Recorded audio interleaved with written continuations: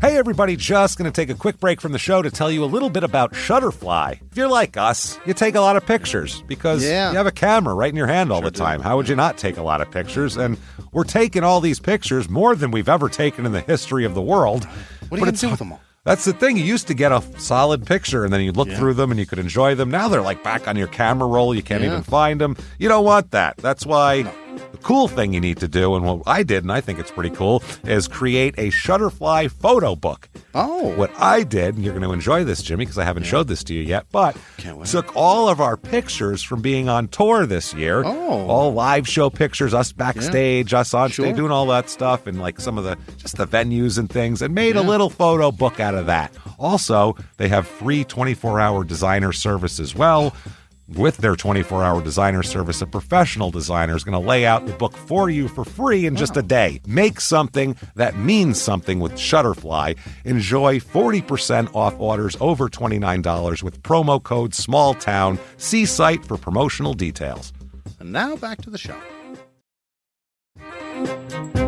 Hey everybody, just going to take a quick break from the show and tell you about Noom. Has Noom helped you? I believe it has. Oh, that's got an app. You can do tracking. It's terrific. It does. Noom builds personal plans that can meet individual needs. That's the thing. Takes into account any dietary restrictions, medical issues, other personal needs. That helps build a plan that works for you. And yes, so I know that you've had your own personalized program here that you've been working on. And it's weight loss This is weight loss results that last. They stick around because you get yourself into a lifestyle change. That's what matters. That's mainly it. You can't just say, I'm going to cut that out for a month and then go back. Do it. That's not what it is. So I'm glad it's helping you. That's great. And it really does. I like the psychology and biology-based approach here. Noom Weight uses psychology. That's why they say losing weight starts with your brain, but it also takes into account your unique biological factors, Jimmy. All of your multitude flora and fauna that goes on inside of you there. Sure, Stay focused on what's important to you with Noom's psychology and biology-based approach. Sign up for your trial today at Noom.com, Noom.com here, based on 3.5-year study of actively engaged Noom users with minimum starting BMI of 25. Individual results may vary. Visit our website for more information. This is a Reese's Peanut Butter Cup sound experiment. We're looking to find the perfect way to hear Reese's so you'll buy more of them. Here we go. Reese's, Reese's, Reese's, Reese's, Reese's. Hey, get out of here, you little stinker. Reese's. Reese's. Reese's. Peanut Butter Cups. That breathy one sounded very creepy, am I right? This week, we look at the tiny rural town of Wolsey, South Dakota, where the pillar of the community turned out to be just as awful as everyone else. Welcome to Small Town Murder.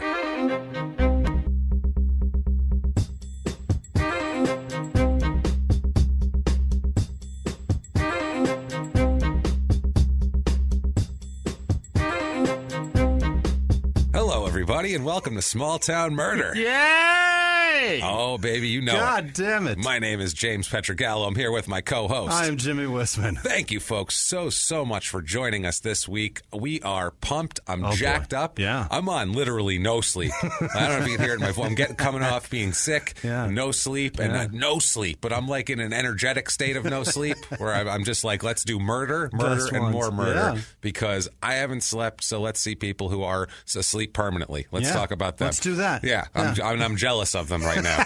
I'm jealous of these people. Hilarious. Got to thank everyone this week for their just outpouring of iTunes reviews.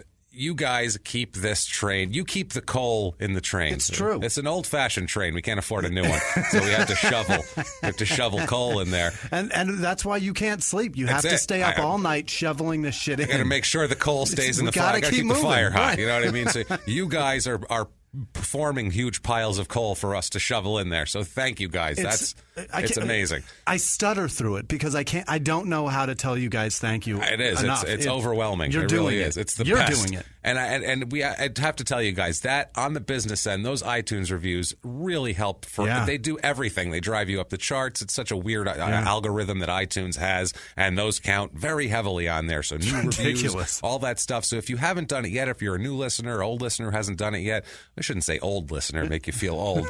But if you're a seasoned listener, an original, a veteran listener, and you haven't done it yet, all of those sound terrible. Seasoned, that doesn't sound good either. That sounds like they're like a leaf ready to break up and blow away in the wind.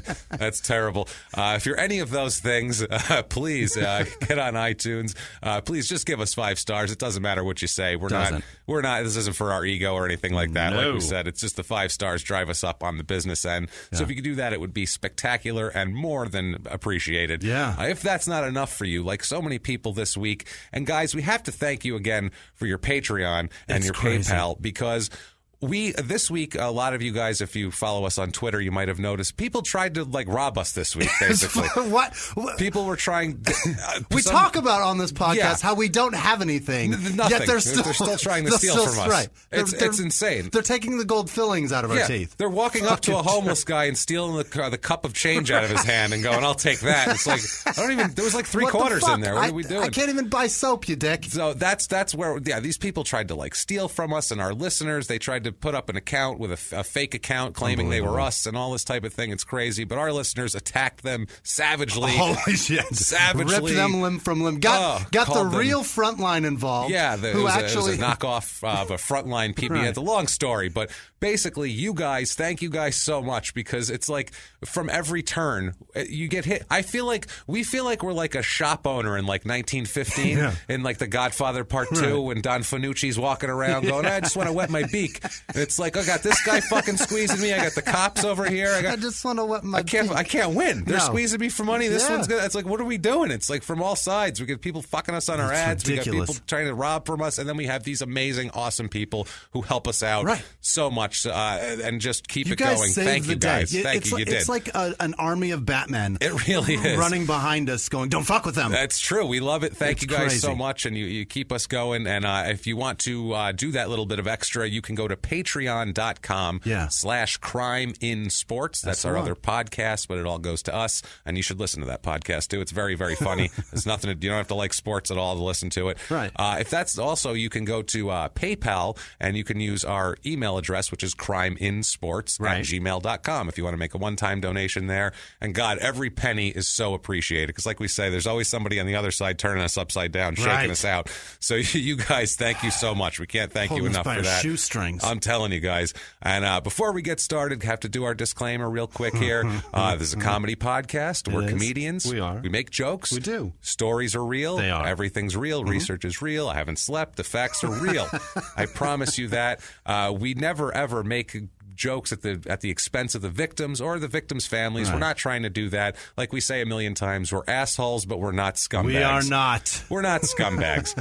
But if you're offended by anything, and anything might offend you, this probably isn't the podcast for you. If you think true crime and comedy don't go together, again, probably not the podcast for you. There's an unsubscribe button. I highly, highly, highly suggest you probably hit it. Can't tell you how important it would be for you to hit that right now. I don't want to hear complaining afterwards, because you've been warned. Like we've said before, you're coming in the liquor store with us. If we shoot the tiny Korean woman in the head, you are an accomplice. You put your 380 in your waistband, too. You knew what we were doing. You knew what this was. Damn it. You knew. You knew what this family was all about.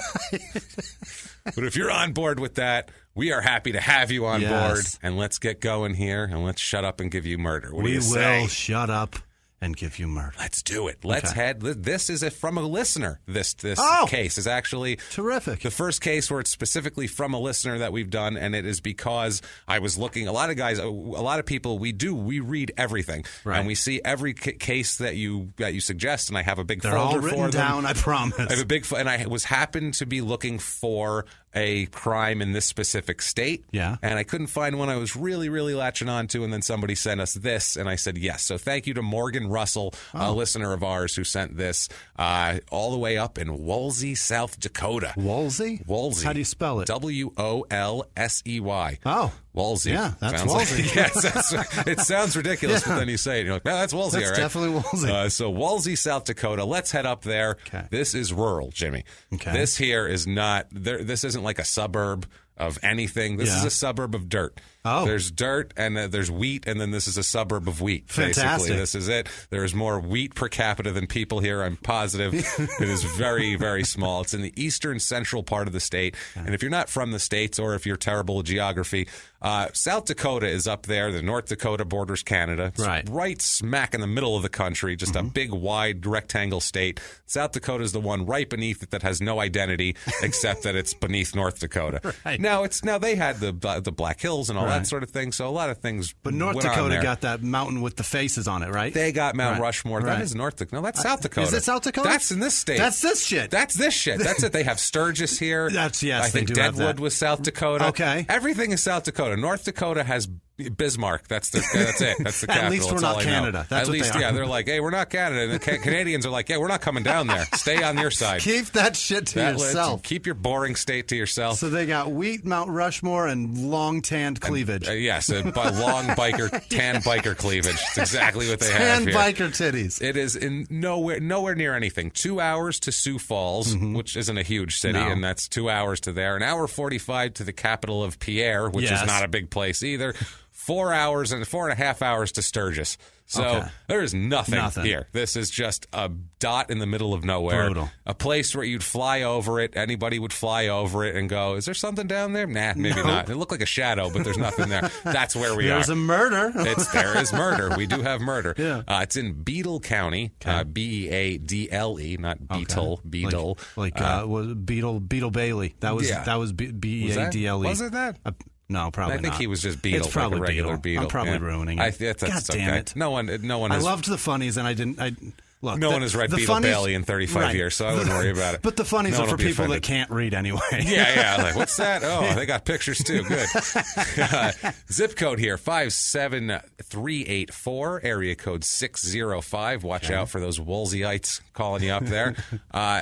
This is it's funny too, because there's two different Wolseys listed in all the statistical things here. Yeah. We're going to go with the smaller one because they were from the actual town proper. Okay. The town itself here is 2.31 square miles. Okay. But then there's just Wolsey, which is like the whole area, which is 212 square miles, which is like everything. It encompasses this large area. Yeah. But it's encompassing mainly wheat fields and things like that. So we're going to stick to the town proper itself. Gotcha. The town of Wolsey here. It's just, like I said, small one. It's Beadle County is named for Brigadier General William Henry Harrison Beadle. Oh. Wow, that is a name, right? So some kind of handle. He's got William Henry Harrison, which is a president name. Yes. And then he sticks Beadle on the end of it. Fucking they named may him. as well. What the hell, right?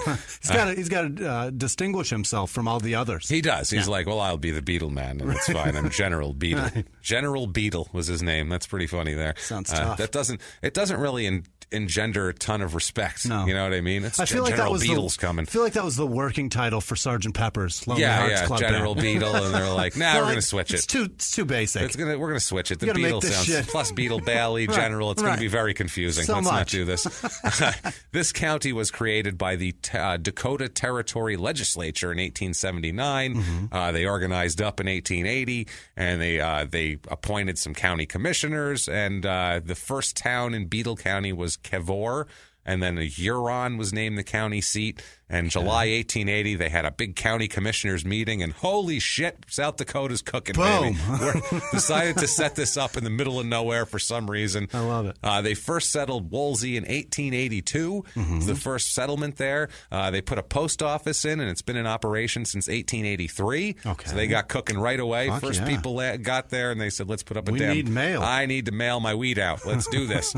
They organized the township in 1884, and they named Wolsey for Thomas Wolsey, who was an English cardinal, which seems like a really strange reason to name a town in the late 1800s in literally the middle of America. Like, that's just a strange... What about that English cardinal guy? Right. Let's name it after him. Remember All right. Remember the man of the cloth? Let's name it after that. When a man that fought, that's a hero... that's the county, and then we'll just name this guy for that. Whatever. It's so it's just such a strange thing to just random. Like, there must not have been very many people there. Yeah. Is the way I could look at it. There was like one guy he's the only guy who had an idea. And they're like, yeah, all right, Wolsey, we'll go with that. Shit, that English, yeah, whatever, fuck it. Not a lot happened here. This is not a town with a lot of history. People moved there. They watched wheat. They sat there, and they died. That's pretty much what happened. That sounds accurate. Richard Warren Sears, who founded Sears Roebuck.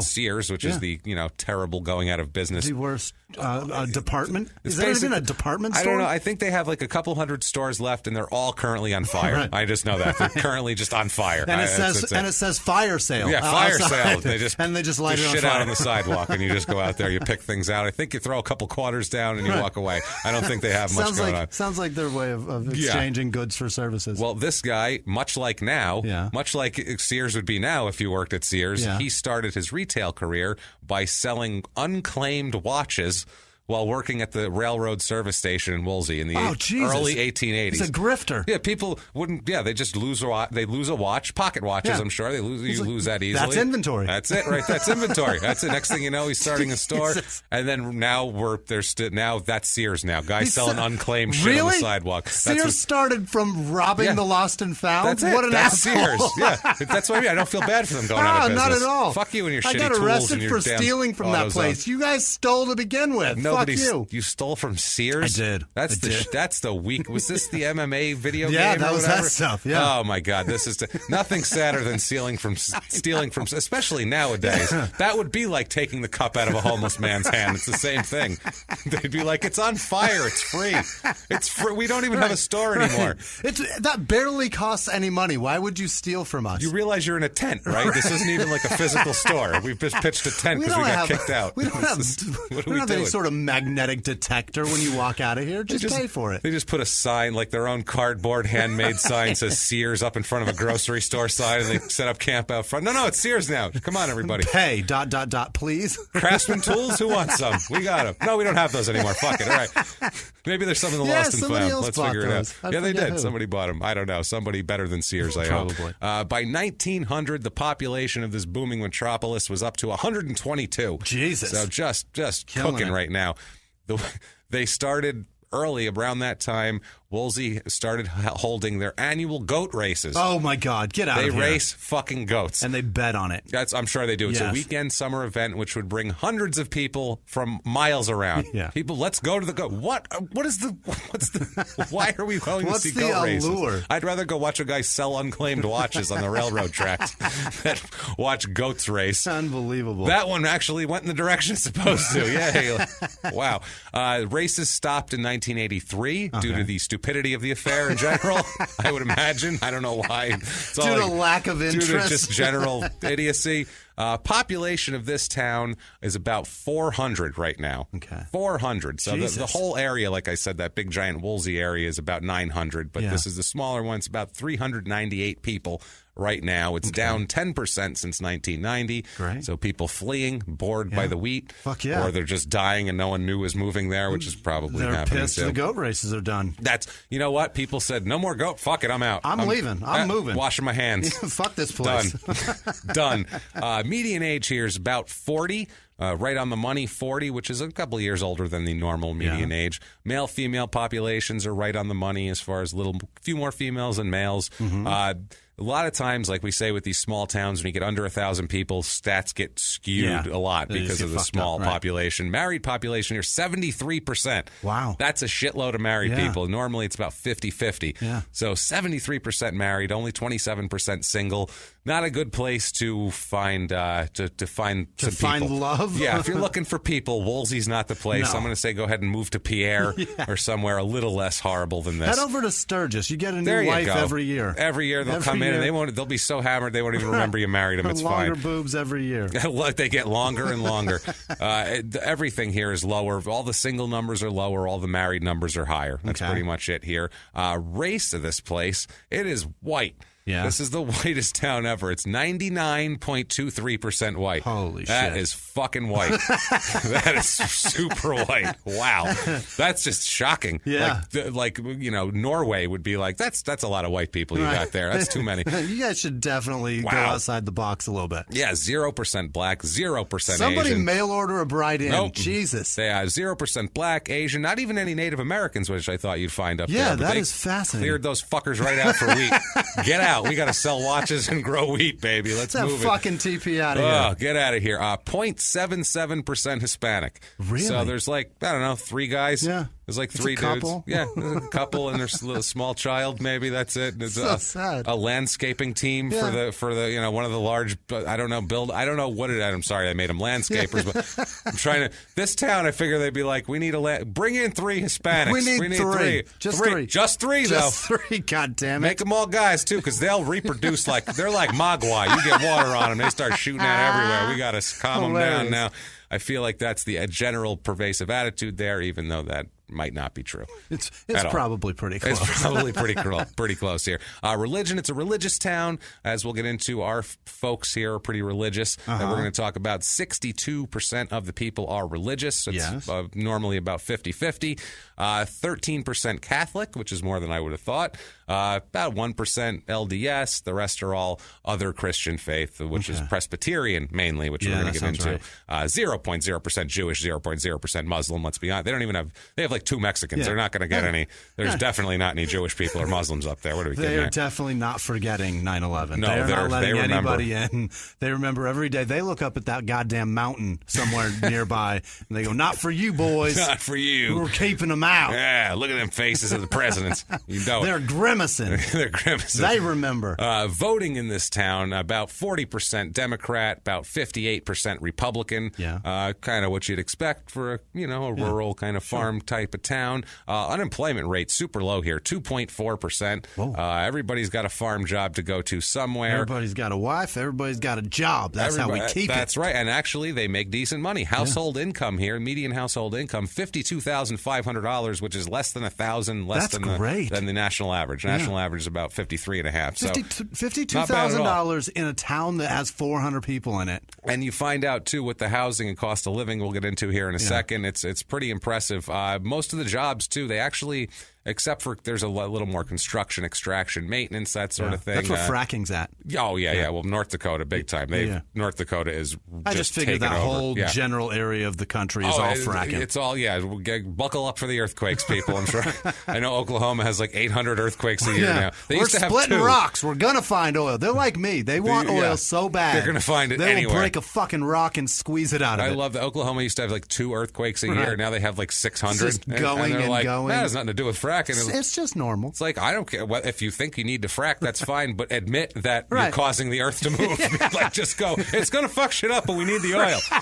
I'll appreciate the honesty. We live 4 hours from Sturgis. Do you guys want to drive there? Yeah, really? We need to get the oil. No shit. So otherwise, too, the jobs are actually kind of on point, except for there is 0 arts, design, media, sports, entertainment. None of that going on in Wolsey. 0.0%. No legal either there, oddly enough. Really? No anything like that. Cost of living, we say 100 being par average. Cost of living here is 79, which is fine. There's a couple things that are higher because you're in the middle of nowhere. Groceries are going to be a little higher, that sort of thing. Housing, though, 33 out of 100. Cheap as free. Shit. It's free. It's just like you're buying it at Sears. You squat in a wheat field and the house will pop up. Don't worry about it. It's buying it at Sears. That's all it is, man. He's out there doling out old watches and houses. No problem. Here you go, guys. They used to sell cars in Sears Roebuck magazine. You could buy a fucking car, like a Hudson or some shit. Oh, of course. I forget the brand, but median home cost here is only $61,500, which is excessively $125,000 lower than the national average. That's unbelievable. Yeah, a lot of the houses. I mean, there's a good amount. 30% of the inventory there of their house, not inventory, but of the houses are worth between $40,000 and $80,000. Wow. So that's a good amount. There's a nice low end on that. Yeah. You can live there with not a lot of money. And if we've convinced you to move there, stare at the wheat, and sell old watches, we have for you the Wolsey, South Dakota Real Estate Report. Fantastic. Not a lot here in terms of this available real estate. 2-bedroom apartment, average cost here is $644, which is about $400 less than the national average. I found one home for sale. Really? One that I could confirm. Their welcome sign just says no vacancy. No vacancy. One house. If you got that, that's fine. And it's a nice house for a cheap price, too. It's a 4-bedroom, 2-bath, 1,680 square foot house. A nice house here on Commercial Avenue Southeast They have a commercial avenue in this town. Because it's commercial. $62,000. Wow. For this. And it's a nice little house. Like, not even little. A nice house. $62,000. Not bad. Things to do in Wolsey, as you might imagine. On the whole Facebook page of the town, which usually has all the events and everything like that, they have one thing. Under sightseeing. One thing, and it's not really a sightseeing. It's Angels DIY Crafts. And it was like a picture of like a painted jar with like some shit in it, and that was Come on down and make some shit. Come look at that shit. Grab a couple of wheat stalks on the way and stick it in there. Decorate. Grab a mason jar. We're going to teach you how. Bring a goddamn pallet, and we're going to teach you how to make shit out of it. We're going to do it. Yeah, but that's not it though, Jimmy. No. You think that's the only thing to do? Just the DIY crafts? Shit, no. Because in 2008, the goat races are back. Baby. Oh, really? We're racing goats again in Wolsey. Let's do it. We ran out of pallets. That's right. Ran out of it. Yeah, it's back to the goats, man. Goats they're at the Lions Club goat races at 7 p.m. at the softball field in the southeast part of town. They run them in the softball field? In the softball field. They're willing to just fuck that grass shit up? Shit everywhere. Ripping it up, shit everywhere. Your goat just shit on second base. That's all right, though. That's no thing. We'll rake it up afterwards. It's nothing. That's all right. Do they run them in a circle, like I around don't know, the like bases? around the bases, like it's a mustard ketchup relish race at a baseball game? I'm not sure how they do it. I'd watch that shit. If they dressed them up in little costumes, I would absolutely watch that, no doubt. Especially if they got mustard relish and ketchup. God, you know it. That's awesome. Crime rates here, what we're interested in, obviously, very average. Property crime, very average. Violent crime, murder, rape, robbery, assault, very average. Slightly below national, but nothing to be bragging about. All right. Nothing to be like, we're safe. Don't get too excited, people. Don't get too excited. But violent crime there, really not that high as far as what we think of as like a murders and rapes, but like a robbery or assault or something that's a little bit different. And let's find out a couple people from the Wolsey area here who lived in the Wolsey area. They're not from the Wolsey area. Let's talk about William and Sharon Guthrie. Okay, let's talk about them. William is actually Dr. William B. Guthrie, but he's not a real doctor. He couldn't fix you or do anything. He's a Presbyterian minister. What an asshole. So he's a doctor of theology and religious studies. Dick. No offense to you if you're religion. Right. If you're religious, that's fine, but I get that a doctor means you know a lot about it, but that's not a provable thing that you can really know about. Right. It's like I remembered you could, at that point, like I said, you could be a doctor of He-Man at that point because you could know everything about He-Man and then you're a doctor. Not saying that religion is fake like He-Man. My opinion doesn't matter in this. You guys do whatever you got to do. We're not going to shit on people for their beliefs. But the doctor seems silly to put in front of you. Sorry, you're not a fucking doctor. No. If you're a doctor, fix my shit. If not, sorry, you're not doing it. I mean, my brother-in-law's a doctor. He has a PhD in English. In English studies, but he's a professor. So again, not a doctor. You're not a doctor either, sir. Sorry. So you know what I mean? It has nothing to do with religion. It's just a matter of It's not something that you could prove that you know. My English teacher was a doctor too. Don't do that. Stop it. Stop. And then people, you're a professor. Yeah, and then people get an honorary doctorate and they call themselves doctor celebrities, and it's like you are not Dr. Bill Cosby called himself doctor. It's like motherfucker, that is he's the opposite of a doctor. That shit by the way, he is medicating people, putting them in a anesthetized he's state. He's making them require a doctor. That's though. more like it. Yeah, Stan Lee is essentially Dr. Spider-Man. Then what the hell? What's the difference? Why not? So Dr. Guthrie here. Okay, not calling him Dr. Guthrie. So William Guthrie, the minister. Fucking Bill. His name is Bill. And that's what he goes by too, Bill. That's what we're gonna ease into calling him Bill. He's not even earned William yet. Well, Bill here, Dr. Bill, marries Sharon. I want to call her Shannon for some reason. Marries Sharon in 1966, and they're together for a long time. He's a minister. She works everywhere at medical places. She does like medical accounts, billing type of thing. But she's more of a doctor than he is. More of a yes. She could probably actually help you if you were injured more than this guy could, I'm sure. But he would. He needs WebMD for sure. He would pray for you, though. Yeah. He would pray for you. He would. He could get that done. He's a doctor of it, so it's going to be a really good one that's going to work. It's going to work immediately, too. It's not even one of these ones that kicks in later on. The blood, it was like you know when you hold the hose? Yeah. And then you let it go? Yeah. That's what happened to the blood when you said that. Unbelievable. The Guthries here. And again, apologies if you're religious. We're not trying to make fun of you at all. We're making fun of someone who takes themselves too seriously and calls themselves doctor. Right. Sorry. Be more humble. That's what the point is. There you go. Doesn't the Bible produce that? Like, preach humble. that? Be humble. All about it, yeah. Have some fucking humility. Jesus didn't call himself Dr. Jesus. I'm sure he knew plenty. He's the founder of the shit. He fucking knew plenty. His dad was God. I'm sure he knew about God. That's what I mean. So he wasn't Dr. Jesus. Patient zero of Christianity, for Christ's sake. Yes, exactly. Patient zero is a great way to put it. So this couple, they move all over the place. Oh, Christ. This couple, they move all over the place. All right. Bill and Sharon, they go everywhere, working at different churches, and these pastor minister types, that's what they do. They move everywhere. They're all over the country. Wherever there's a different church, they stay a place for a few years. They move to a different place. I feel like they go and look to be like the main pastor that settles there. And like, I don't know if you have to go to 5-8 churches before you figure that out, before you find one where you fit, or the guy ahead of you dies while you're there, and then you get to take his spot. Like I don't know how it works. Like Doc Hollywood. Yeah, I feel like that's what's going on here. They have 3 daughters early on. They're adults, as we talk about later on in the story. It's Suzanne, Jenalu, which is an interesting name, Jenalu. I kind of like it. Yeah, Jenalu, Jenalu. Well, now I don't like it. It's a weird name. Different. Is it? It's just weird. Like Mary Lou, like Jenna Lou. Right. It's strange. But figure out how to spell Lou. Like with one. I don't know. That's weird. It sounds Asian. And then fucking Andrew Jackson. Ladies and gentlemen, Jesus. Andrew Jackson, my partner, folks. Andrew Jackson. As I said it out of my mouth, in my head it goes. Well, it was your voice going, "Shut up, Andrew." Well, I said they imported 3 Mexicans to landscape one of their buildings earlier, so this is just an Andrew Jackson episode. We apologize. We suck. Right. Please find our ignorance charming. Right. Thank you. We mean no harm. They have, and Danielle is the youngest daughter. Okay. By the way.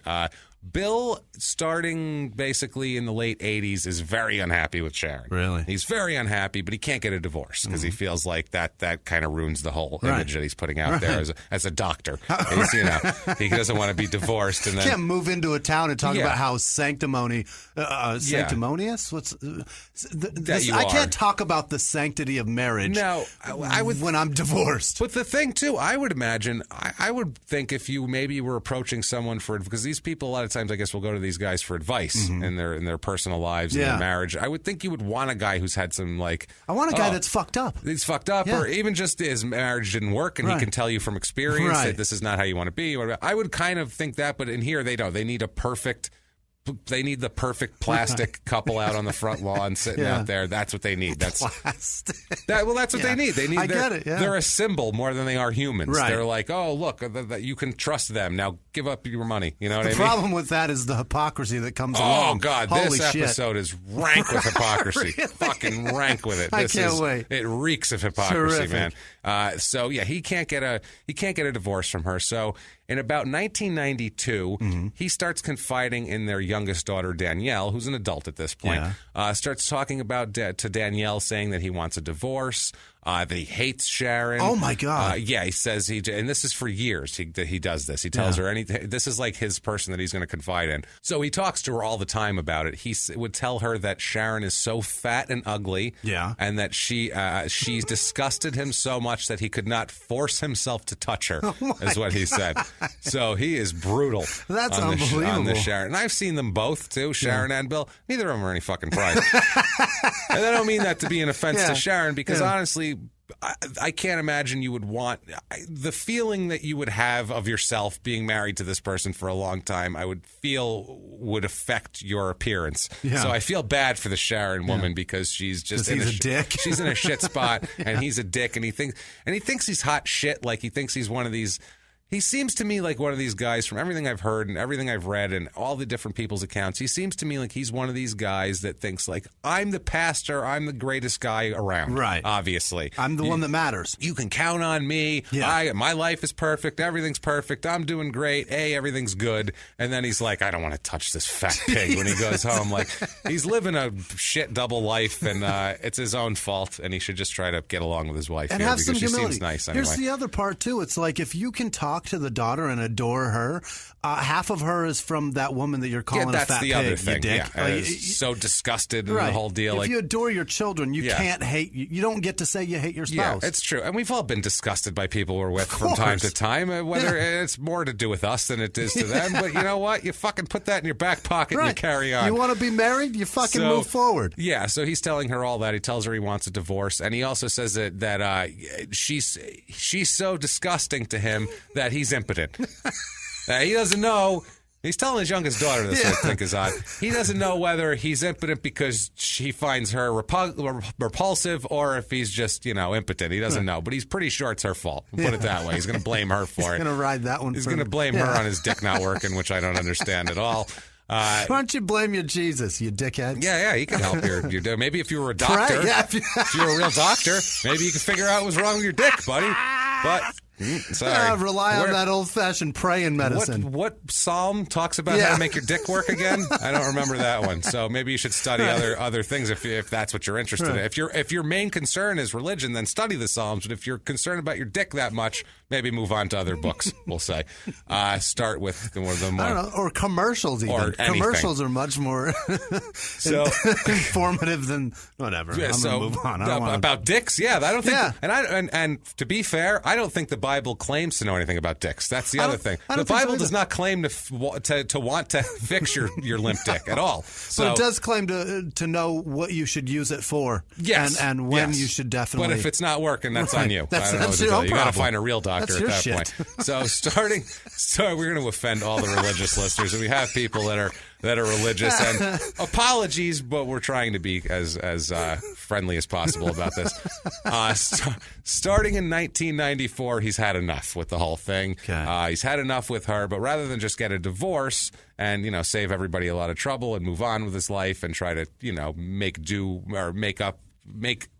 try to make amends with the church about that whole situation and do that and, be an adult and a man about a grown-up. Rather than that, he starts an affair in 1994 with a married woman named Debbie Christensen. Well, I mean, they're both married. They're both married, which is even worse. Yeah. Because this is a person who comes to his church. So not only is he fucking his wife over, but he's also screwing over one of his parishioners. He's fucking the audience. It's you terrible. don't fuck the audience. No, you don't. You don't fuck the audience here. This is not great. This is while he's serving as a pastor in Orleans, Nebraska. Okay. So he's down in Orleans, Nebraska, which I can't imagine is probably as much to do there as there is in Wolsey. He's excited to get to Wolsey for the goat races. Right. That's how little's going on in Orleans, Nebraska. He's out there getting road pussy. Yeah. So, they lived there at this point. Oh, okay. I thought you were saying he was on the... They traveled from... Okay. They lived a few years here, a few years there, and they happened to be living there in the early 90s, and he meets Debbie Christensen and starts getting it on, and they tried to keep it secret. Obviously, that would be the smart thing to do for him. But there's rumors everywhere. It's a tiny town. The church, you can't be banging around in a tiny town. Everyone's going to know about it. It's the way it is. You don't just show up somewhere with her and you didn't just run into each other. Why is your hand on her ass? Stop that. We know. Oh, you guys were just having a meeting at the motel down the street there. Yeah, okay. She's also an elder in the church, too. So she's like, this is bad. The pastor and one of the elders, this is a scandal for a church. He's fucking a coworker and the audience. And the audience this together. And especially in this environment, really not great. Right. So not great. And the rumors got to be so much that his superiors at the church suggested, you know what? Maybe another town for you. What do you say? Maybe you kind of... What do you say? You don't want to be here. You don't want to be in Orleans, do you? Why don't you go somewhere else? What do you say here? Now, he denied everything. Really? He told his boss that no, that didn't happen. He told the congregation. He gathered them together. He said, this is a vicious lie. Really? They're trying to put me in a bad spot, and it's not true. He persisted. He said, doesn't even matter. If I wanted to, I couldn't because I cannot consummate a sexual act because I am impotent. Wow. Impotent. Unbelievable. Telling everybody that he can. My dick does not work. That's desperation. Praise Jesus. Have a good Sunday. That's when you're desperate, when you pull that card. Like at church? Yeah. I would say.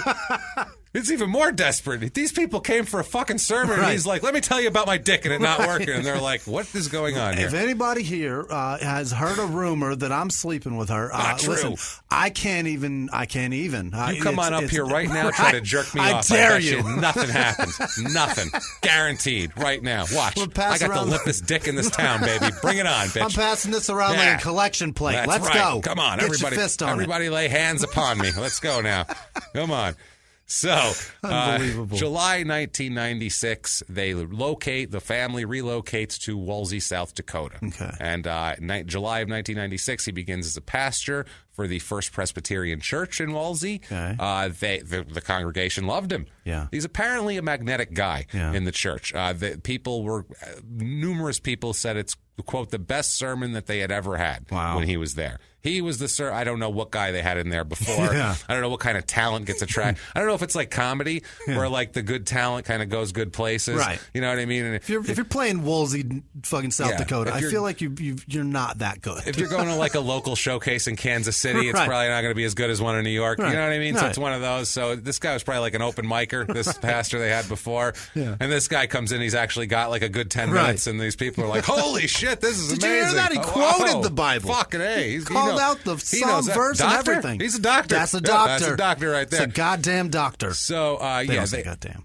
No, they probably don't. So they love him. Everything's great. And he's up there, out of sight, out of mind, but not quite because he's still banging this broad down in Nebraska. Kansas? Oh, not and really? Kansas. Yeah, he goes down to both of them. He meets. It's terrible. He would say that he's attending counseling with the other, because they do like pastor counseling sessions where they all get together and talk about shit, and then the elder pastors tell them how to, help their flock or whatever. That's kind of what they do here.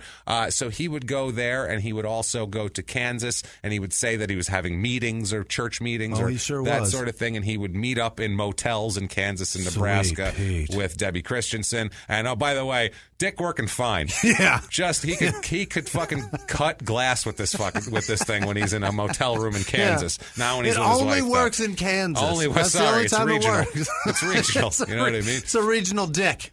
So one of those regional dicks. You've heard a lot about it, I'm sure. So for years, everyone knows about the regional dicks. It doesn't work everywhere. It's like a phone plan. Right. It's like if I call from here, it's going to be roaming. It's going to be terrible. My dick's not going to work. My dick's in roaming. I'm sorry. Unbelievable. So over the years, they talk about him being single at some point. So they could be together, and they start talking about this. They both want to be single so they can get together, blah, blah, blah. She actually gets a divorce. Whoa. She actually... She followed through. Church elder, actually. I mean, maybe she also realized if I'm having an affair with this guy for years, maybe I don't really like my husband. Maybe I'll divorce him. I don't know what her point was, but she got a divorce, and she was like, your turn. Yeah. And he didn't want to get a divorce because if he gets a divorce and then hooks up with this chick who he's been saying he hasn't been seeing for forever, he just looks terrible. Then he admits the affair. He's a liar, and the ministry, he's going to have a bad reputation. Put it that way. Terrible. Unbelievable. Finally, she told him she was tired of sneaking around, tired of the whole thing, which I don't blame her. It's been like 7 years now. It's hard to live a lie when you're banging that much. Shit or get off the pot with this already. It's 7 years now. Either divorce your wife and get with this woman or don't. Sure. Don't lead her on, too, as addition to screwing your wife over. So January of 1999 is when things get really interesting. She tells him at this point, Debbie tells Bill, relationship over. Sorry, Pastor Guthrie, gotta go. Relationship's over. She said it was time to start seeing other people for her because she was divorced for a couple of years. But she left open the possibility that if he ever got a divorce or ever left Sharon, that they could date and see how it went. She said, well, you can I'm more than open to dating you if you're single, but you're not single, so whatever. They continued to talk over the telephone about 3 times a week.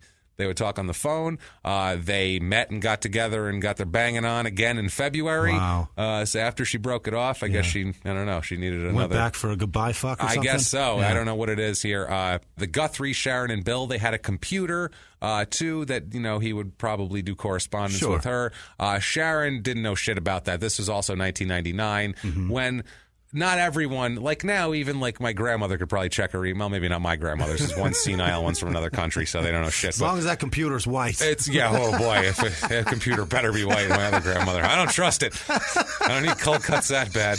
So she doesn't know it. And back in 99, there was people who were just like, I can't turn a computer on, and they just waved it off and they didn't care. She had access to the computer but didn't know shit about the internet. I feel like they still got MS-DOS, too. They didn't get Windows 95 or 98. Her daughter actually showed her twice how to use like a web, like how to get on the internet. They got Windows 95. And all she would do, though, is she would send and receive email. And she just knew how to get on her email, check her email. Like old people in the late 90s. You get on your email, you check your email. Click, X. Done. That's it. She knew nothing about the internet. And search history. And she had no interest in the internet either. She didn't even want to know about it. She's just it's like, a fad. I don't care. This shit's going away. That's what people would think, too. And that's a lot of people thought that. A couple other things about her. One of her, she's not a real exciting woman.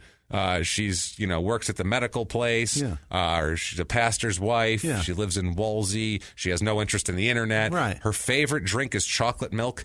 Wow. Favorite drink is chocolate milk. She drinks How it. did you find that I haven't slept in days. I'm up these people's asses. Trust me. She drank, plus you'll find out it comes in. Okay. But she drank it every day. Really? Chocolate milk. Loves this chocolate milk. Every morning she needs chocolate milk to start the day. How old is she? Jesus. She's a young at heart, Jimmy. Yeah. She's young at heart. Now, Yoo-hoo won't do. No, God, no. That's chocolate water, which is, I love Yoo-hoo. I fucking love Yoo-hoo so much. And so do you. It's great. And I love fudge-sickles because that's just frozen Yoo-hoo. And that's all it is. It's absolutely frozen Yoo-hoo. They're amazing. I swear to God, you melt about 5 fudge-sickles, you got yourself a can of Yoo-hoo right there. I know it for a fact. Someone try that. Someone try that experiment. I don't know how many would equal. Just melt a 12-pack of them. I don't know how many would equal 11 ounces of liquid because Yoo-hoo is 11 and not 12 because you need that extra space to shake it. A fudgicle's probably like 2.5 ounces. Is it that much? Probably I feel take like 6 of them. Yeah, probably 5, it's 6 probably of them. a couple shots. Throw it in there. Yeah. I'm going to do that's an experiment. Everyone out there, get yourself some fudge sickles and some Yoo-hoo and compare and contrast. So I've been wanting to do it for years. So this is the shit I think about. This is what's wrong with me. Unbelievable. Like I think fudge sickles and Yoo-hoos are very much alike. So early 1999, Suzanne, Jenna Lou, and Danielle, all 3 daughters knew that their father was unhappy in the marriage. At this point, he might as well be wearing a hat that says "This marriage sucks." Like, it might as well have had that on. And she's wearing a shirt that says, with an arrow pointing, that says, "I'm with Limp Dick." I'm with Limp Dick. And then she's got another one that says "Got milk" because she really wants chocolate milk. She's got 2 T-shirts. That's all she owns, this poor woman. Feel bad for Sharon. I really do. Yeah. Wow. So he told Suzanne, who was the oldest daughter, that he no longer loved Sharon and he planned to get a divorce after Jenna Lou is married in June. Jenna Lou's got a mid-June, I think June 7th, actually, wedding date for 1999. Okay. Suzanne had just gotten married earlier, and there was a scene at her wedding. There was a couple of... There was a little bit of drama at the wedding with that sort of thing with Sharon and something. So, but their Jenna Lou is getting married in June, and Bill is telling the daughters, we're getting a divorce after this wedding. So that's going to be last family time, so enjoy, basically, he's telling her, which is crazy. Can you imagine? He starts a clock. There's a countdown. Yeah. That's unbelievable. That's horrible. I'm giving her papers right after you say I do. Thanks, Dad. You just fucked my entire wedding. Yeah, well, everybody's going to know. Yeah. Everybody's going to know. He's going to be sitting there at the wedding telling everybody, you enjoying it? Beautiful ceremony, right? You know what's really great about this wedding? Last time I have to see that fat pig. Did she say I do yet? Okay. Sharon, we have to talk. I'm sorry. I've been wearing that T-shirt and that hat around, and you might have wondered why I was wearing that. Well, let me explain. At the reception, as soon as she says I do, he's like, "Oh, single. Where are the bridesmaids?" bridesmaids? I was going to say, he's going out hitting on bros. He's like, "Yeah, look at you. Come here, honey." He's like being all this scumbag about it. Hitting on the wife's sister. Definitely. So early 99, some weird things start to happen. Yeah. We'll call them mishaps, we'll say. In court documents, they're called curious mishaps. So I'm going to call them just mishaps. Okay. In one case here, there was a cord that had been stretched across the steps to the basement, like a tripwire type of thing. And Sharon, while she was telling her family members about it, said that Bill wanted her to come downstairs, down to the basement. Yeah. She said when her foot touched the cord, she she sat down on the steps. Like, nice. She didn't go forward. She, like, put her ass down on the steps. Like, what the hell? And she said she recalled Bill grabbing her shoulder to keep her from falling, yet she still told Suzanne on the phone, somebody tried to kill me. Yeah. So she thought, but she didn't say, like, your father put a fucking cord across the bed. I don't know if she thought someone came in and put a tripwire like it's Home Alone. Yeah. Somehow Kevin McAllister got in Kevin? here. And Kevin! Watch out for Matchbox cars under the window upstairs, because it's ridiculous. There are broken ornaments fucking everywhere. Everywhere. Don't walk around barefoot. There's a blowtorch near the back door. So she said she tells Suzanne somebody tried to kill me. Yeah. Suzanne calls her dad up, like, what the fuck here? Bill is pissed off that Suzanne knows about it. He's like, whoa, how do you know about this? Right. He's mad because he said he told Sharon not to tell anybody about it because he was going to go discuss it with the sheriff that someone's trying to kill my wife, putting tripwires in my damn basement steps. But I'll tell everybody about my limp dick. That's fine. I'll tell the whole congregation. But how dare she tell the daughter that someone's trying to kill her? So he's very, very upset. The next day, though, he was mad that night. And then the next day, he was like, it was no big deal anyway. We figured out what it was. It was just that Sharon stepped on her shoelace. And she just got a little freaked out by it. You know how mom is. Clothing wires and you know how mom is. And shoestrings. It's easy. She's a little high strung. Easy to forget. You know how it is here. So, Suzanne's husband came over to the house to look at this shit and see what was going on. And he examines the stairs a few days later. And he sees that 2 stairs down from the top, there's tar and nails all over. Well, he found shavings on the side, like someone had drilled a hole. Oh, and there what was a dick! Fresh wood shavings on the carpet. Wow. So somebody drilled, trying to make them loose. They screwed in those little, the little hook things and put a fucking wire on it, basically, and that was it. What an asshole! He set up. He got out tools for this. Yeah, he didn't just leave. He went down to Sears and got a Black & Decker for this shit. He had to go to the last Sears. He didn't even leave a boot on the step and undo the light bulb so she can't see it and be like, maybe she'll trip. Like, he got a drill out. Put eye hole. He had to charge it. Yeah, He's like, shit, I haven't used it in 4 months. It's out of he had to wait for it to charge. Like, as soon as this charges, I'm going to kill this bitch. I swear to God, but I gotta wait I gotta wait for that green light. I will not go halfway because the battery's not going to last as long that way. It's the lifetime of it's going to die. The whole cycle. All those Sears guarantees forever, so it's fine. We're good with Sears. It's okay. As long as it's Craftsman. As long as it's Craftsman, which I'm sure it wasn't here. Hey guys, just going to take a real quick break from the show to tell you about an upcoming show of ours that you might want to come see in Hollywood at the Hollywood Improv. What's the date on that, Jimmy? That is October 7th at 8 p.m. with Dan Cummins. We are coming soon. Do you like it? Oh, your pun. That was a terrible pun, but it's okay. It's going to be us and Dan Cummins from the very popular and amazingly funny good friend of ours, Time Suck podcast, that you should also be listening to. Get out there. It'll be the 3 of us doing comedy. One show only. One show. Very limited. One night only. Very limited availability in Hollywood, California at the Improv. And where might they get those tickets, Jimmy? Hollywood.improv.com. Hollywood.improv.com. October 7th, 8 p.m. Me, James, Dan Cummins. Oh, that sounds like a night. That sounds like a night. Guys, I hope to see you there. If you can't make it, tell your friends in L.A. Let's pack the place with Time Sucks, Small Town Murder, and Crime and Sports fans, and let's make it a night to remember for everybody. Let's have a good time. We're going to be hanging out. We'll come talk to everybody that comes after the show. It's going to be a good time. No one will be turned away from socialization. Hope to see you there, guys. And now back to the show.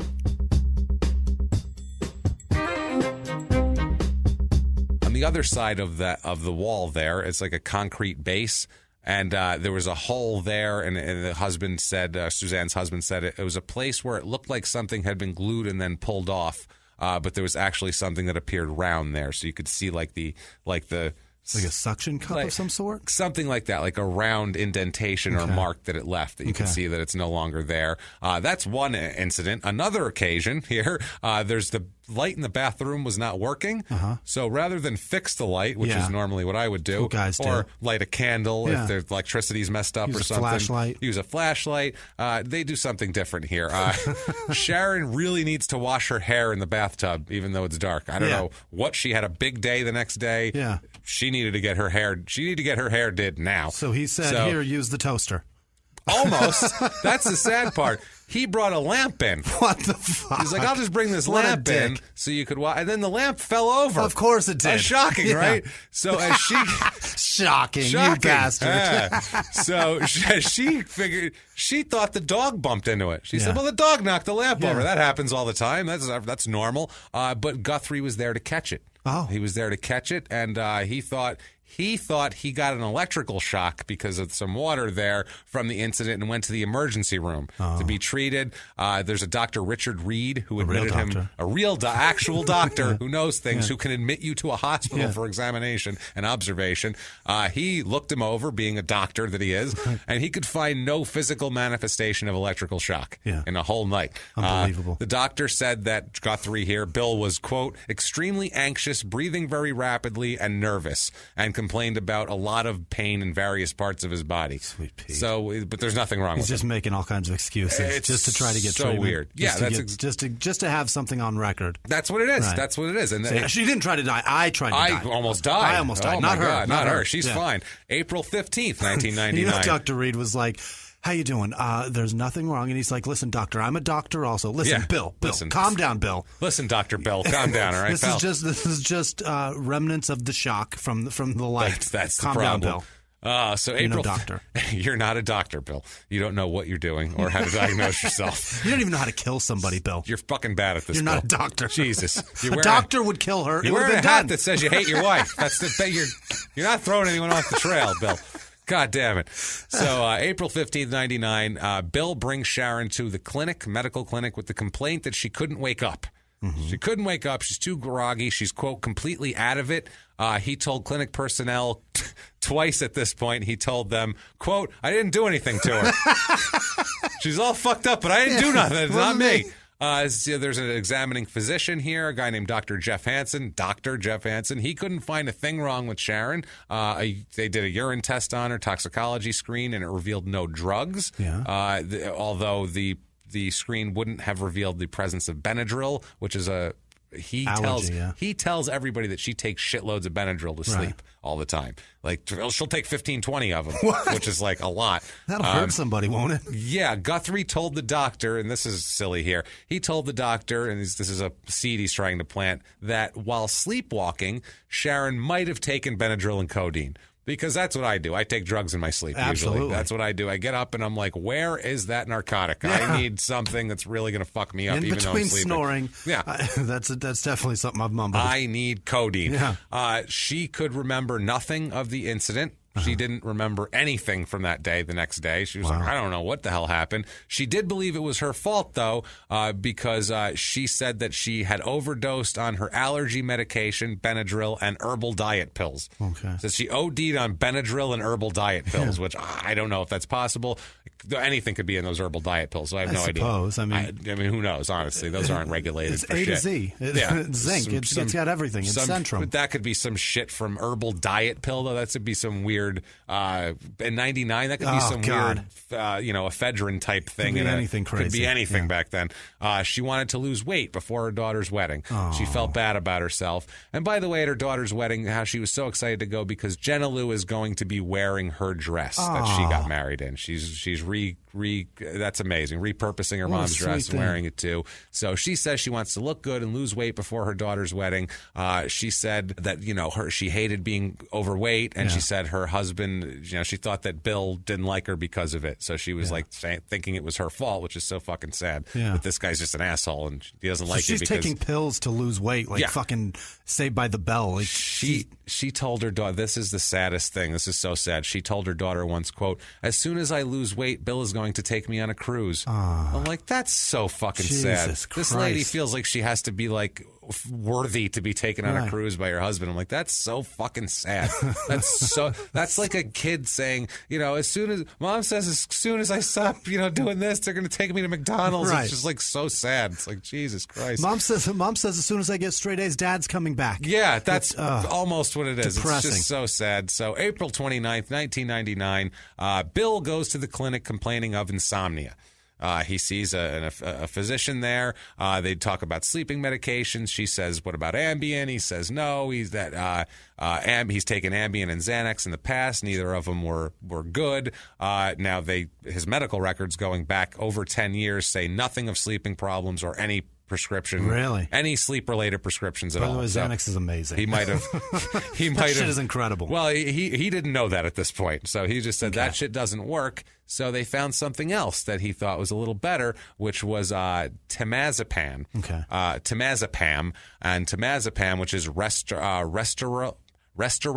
Is the other name for it. That's what they agree on here. He says he'll do that. The root word is rest for one of them. The other one is time. Like, that's terrifying. Temazepam is the one. Temazepam. T-E-M. Temazepam. And then Restoril. So it is a sleep aid, and it's highly addictive. And when you look up all the shit about it, because obviously I looked up all these medications, they all say, like, do not take if you have any history of drug dependency, any issue of this, any issue of that. You will get hooked on this shit, and it's going to be your thing, basically. It'll make you tired, makes you feel good. You're going to end up needing a doctor to give you a drip like Michael Jackson if you get on this. Eventually that's what it's going to lead to. Now, this doctor had reservations about giving it to him because of the side effects, which is residual drowsiness the day after you take it. So you just feel groggy the whole time. But he gets his prescription, 15 capsules, 30 milligrams each, and 3 refills on there. 30 milligrams. I don't know what the strength of this drug is. That seems like a lot. I'm not sure. He's supposed to take 1 capsule at bedtime.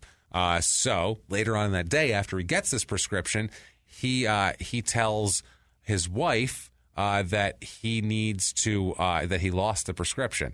He tells her that would you call in another one, see if the doctor will write another one, because I can't find the prescription. It's gone. So she called the doctor and said, my husband lost a prescription. Would you mind calling in a second one for him? She said, no problem. She calls in the prescription to a Stats Drug, which is the drugstore there. Bill goes to Kmart later that afternoon and gets his prescription filled. Jesus, filling your prescriptions at Kmart. 2 hours later, he goes to Stats Drug and gets the other one filled. So now he's got 2 prescriptions now. So Sharon picked up the refill at Stats Drug. And the next day, he picked up another refill at Kmart. Holy shit. So now he's got all 3. He's got 60 pills now. Those are 15 apiece, so 4 times 15. 4 times. 4 times 15. So now he's got 60 pills, which is way more than he needs. That's a lot. He's stockpiling, and this is in less than 2 weeks. He's gathered that many pills up already. So May 14th, 1999. It's 7 a.m. Bill is at church. Church is like right next door. He's at church. He comes home. Guthrie with his morning routine. He leaves the house and goes over there for about 10 minutes of, quote, prayer and devotion. Goes over there, does his thing, whatever. That's how he gets going in the morning. When he returns, though, he says he notices that the hallway floor was wet. And he thought that was really weird. So he opened the bathroom door, and Sharon was in the tub. Unconscious in the tub. He said he tried to pull her out of the tub, but she was just too heavy for him to get out of the tub. But he said she's just too heavy. So first of all, if you want to get your wife out of the fucking tub that bad, you fucking figure it out. At least get her fucking head out. Something. At minimal, pull the drain plug, dickhead. Something. So that's what he does. He pulls the drain plug, drains the water, calls for help, calls 911. People that get there, which is like his daughter, some people from neighbors, and police, everybody, they notice that he's not wet and only his knee is wet, which is interesting. Drugging across the tub, checking her pulse to make sure she's dead. Or he kneeled down on one knee on the carpet, which was wet, and then got back up. But that's exactly what happened. Didn't get down and put his arms in the tub and try to get her out, which is what you would do. You wouldn't care about getting wet. Like, oh, she's a little moist. I don't want to do that. So he's not wet. Only his knee was wet. Also, he had no shoes or socks on when they pulled up. He took his shoes off so they didn't get... Which is strange because he just got back from church. He said, I walked in the door from church, walked up to the bathroom, saw the daughter, and went in there. And so somehow he took his shoes off at some point. There she was. She is unconscious and naked in the bathtub. She is face down in an empty tub is how they find her. Oh, Jesus. That's how the medical people find her. They say that Bill was, quote, on his hands and knees sobbing and asking for help. 2 EMTs pulled her out and moved her to a hallway to perform CPR. Now, in there, they were soaked with water from pulling her out and getting CPR. And the tub was empty. But they were soaked from doing CPR, but he struggled to get her out of the tub and didn't get Completely a fucking drop on him. Yeah. Wow. Maybe he is Jesus. Maybe he's Jesus. The water parts when he tries to pull her out. Dr. Jesus. There he is, right here. We knew there was a Dr. Jesus somewhere in here.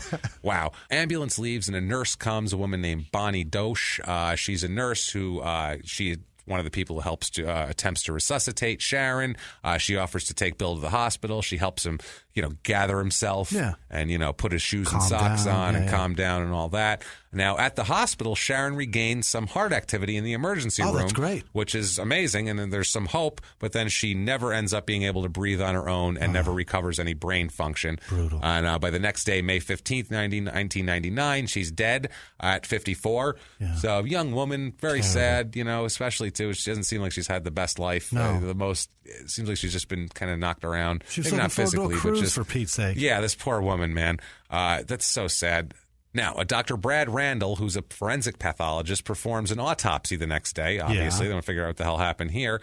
They do the toxicology report, and they confirm the presence of different diazepam, lorazepam, which are anti-anxiety, and Oxazepam,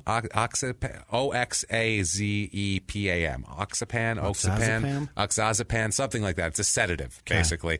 Also, he said that they had to have been taken within 4 hours for drowning because they were only partially digested, these pills. Also, too present was a debilitating level of temazepam, which we've talked about, Restorol, but it's not a fatal overdose, but a debilitating enough to render her make you immobile. There you go. The level in her system was enough to render her unconscious, is what he figured. So that's a lot, not enough to kill her. The doctor estimated she ingested about 20 temazepam capsules. Wow, which you can't do that accidentally. No. They're basically saying there's no way to accidentally take 20 of these pills. They're big capsules. You don't, it said that she drowned because, quote, because she was incapacitated from the temazepam dose. In her judgment, her death was not natural or accidental, but the autopsy alone couldn't resolve whether it was suicide or homicide. Right. That's where they're at now. Did she take all these on purpose and drown in the tub, or what happened here? So those are the 4 ways that they can conclusively title like a death. We've said before, exactly. So they have to figure that out. So there's only 2 left. It's not natural. It's not accidental. Is it homicide or suicide? What else is there here? Did she do it or somebody else do it? That's the only thing we got. So after the death here, Bill gives conflicting accounts of the drowning. Okay. Obviously.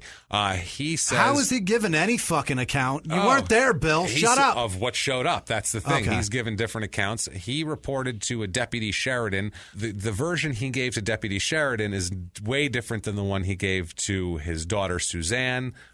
In front of Suzanne, he claimed that he got Sharon out of the tub himself and then called 911, and then he's telling them something different. Sharon's brother, Larry Prevance, said that when he was in their home, in Bill and Sharon's home, after her death, he heard Bill explain the circumstances several times of what happened, and each time the details were different. Wow. So we listened to him like 5 times tell this story, never the same twice, which is kind of why cops ask, tell me that story one more time, because they're looking for you to fuck up, and he can't even get it right in his own living room, so never mind if you get this guy in a fucking interrogation room. Jesus Christ. I don't even know if this is a title. Executive Presbyter.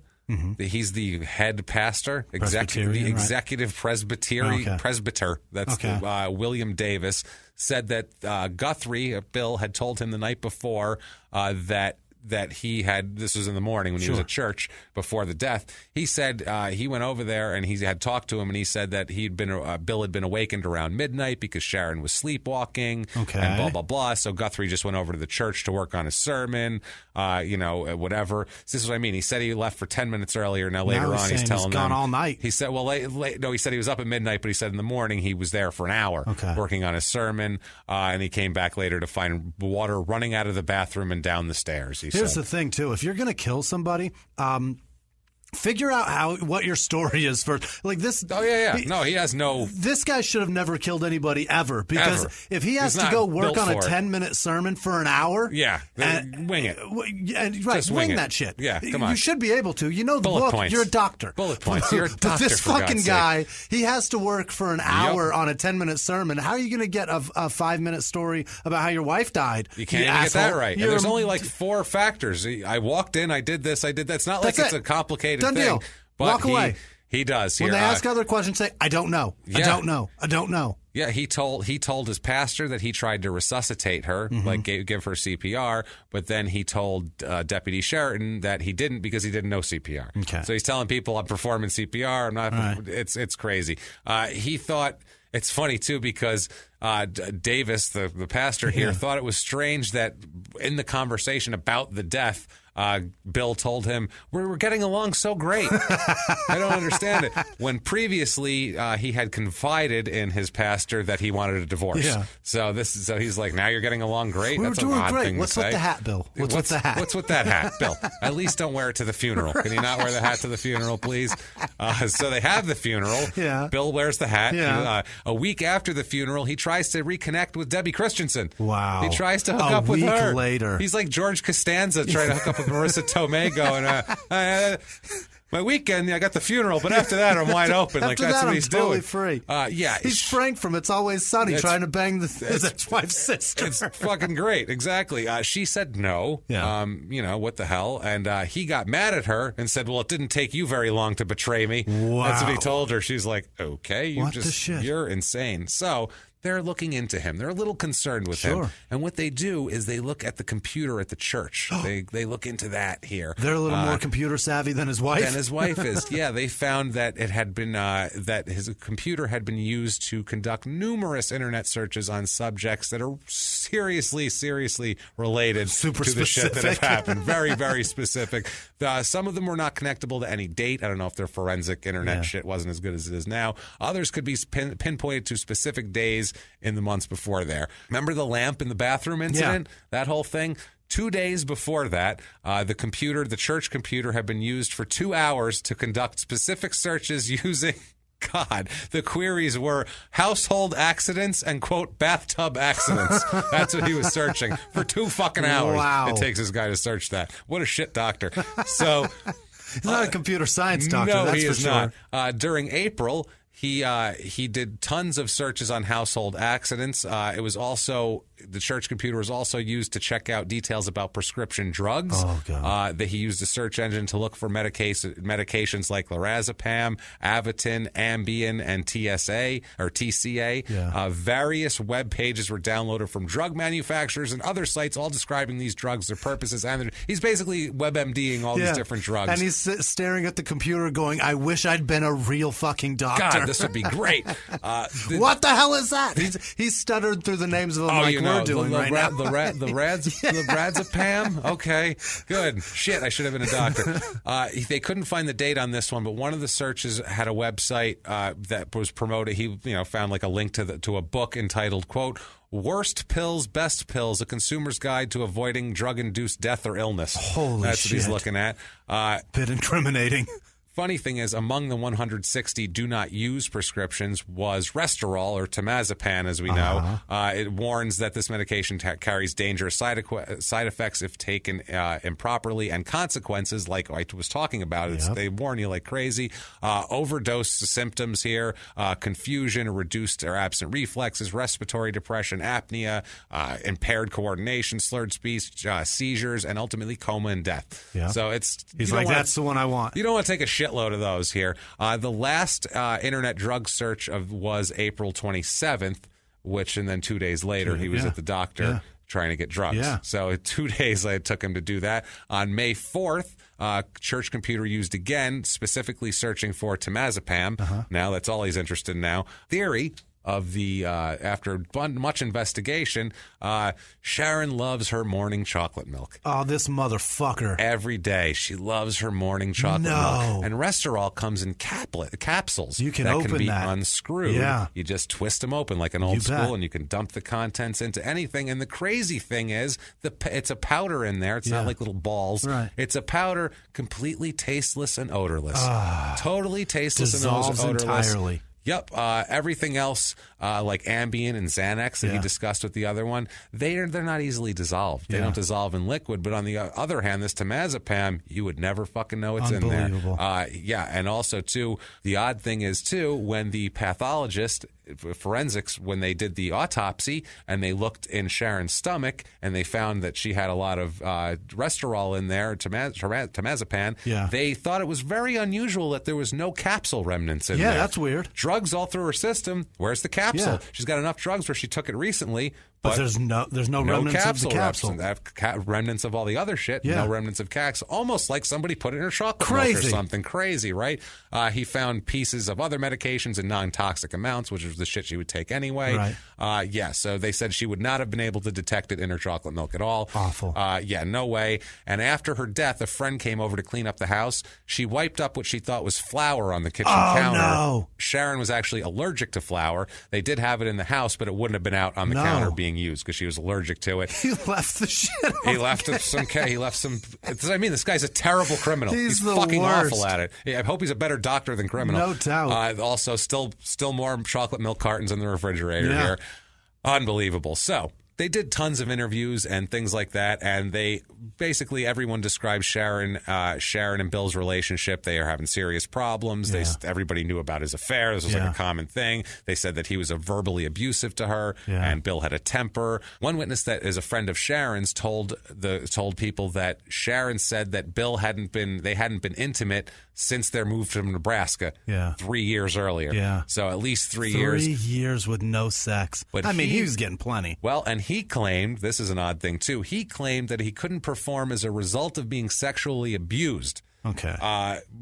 Super weird. Most everybody all the witnesses they interviewed also were aware of the affair and knew that Sharon knew about it. Okay. So this was like out in the open, but he keeps saying that he was sexually abused in Nebraska when he was an adult here, before they just moved here. He says, nobody wants an overweight pastor to abuse. No, Stop it, man. It's so weird. And said that he was receiving counseling in Nebraska for the abuse. That was part of the counseling he was going. I have to go for my sex abuse counseling, and so this which is sounds basically like I'm going to go sexually abuse Miss Christensen. That's what he's doing. That's what he's doing here. Yeah. Also, just talked to the daughters. Like even Danielle said that she knew after the June 7th wedding that he said he was miserable and unhappy and planning on getting a divorce. Yeah. Even the youngest daughter was aware of the affair. She said that Sharon had found love letters from the woman from Christensen to Bill in Bill's pants pockets. So this guy is not slick. He leaves poison on the counter. He leaves love letters in his pants pocket.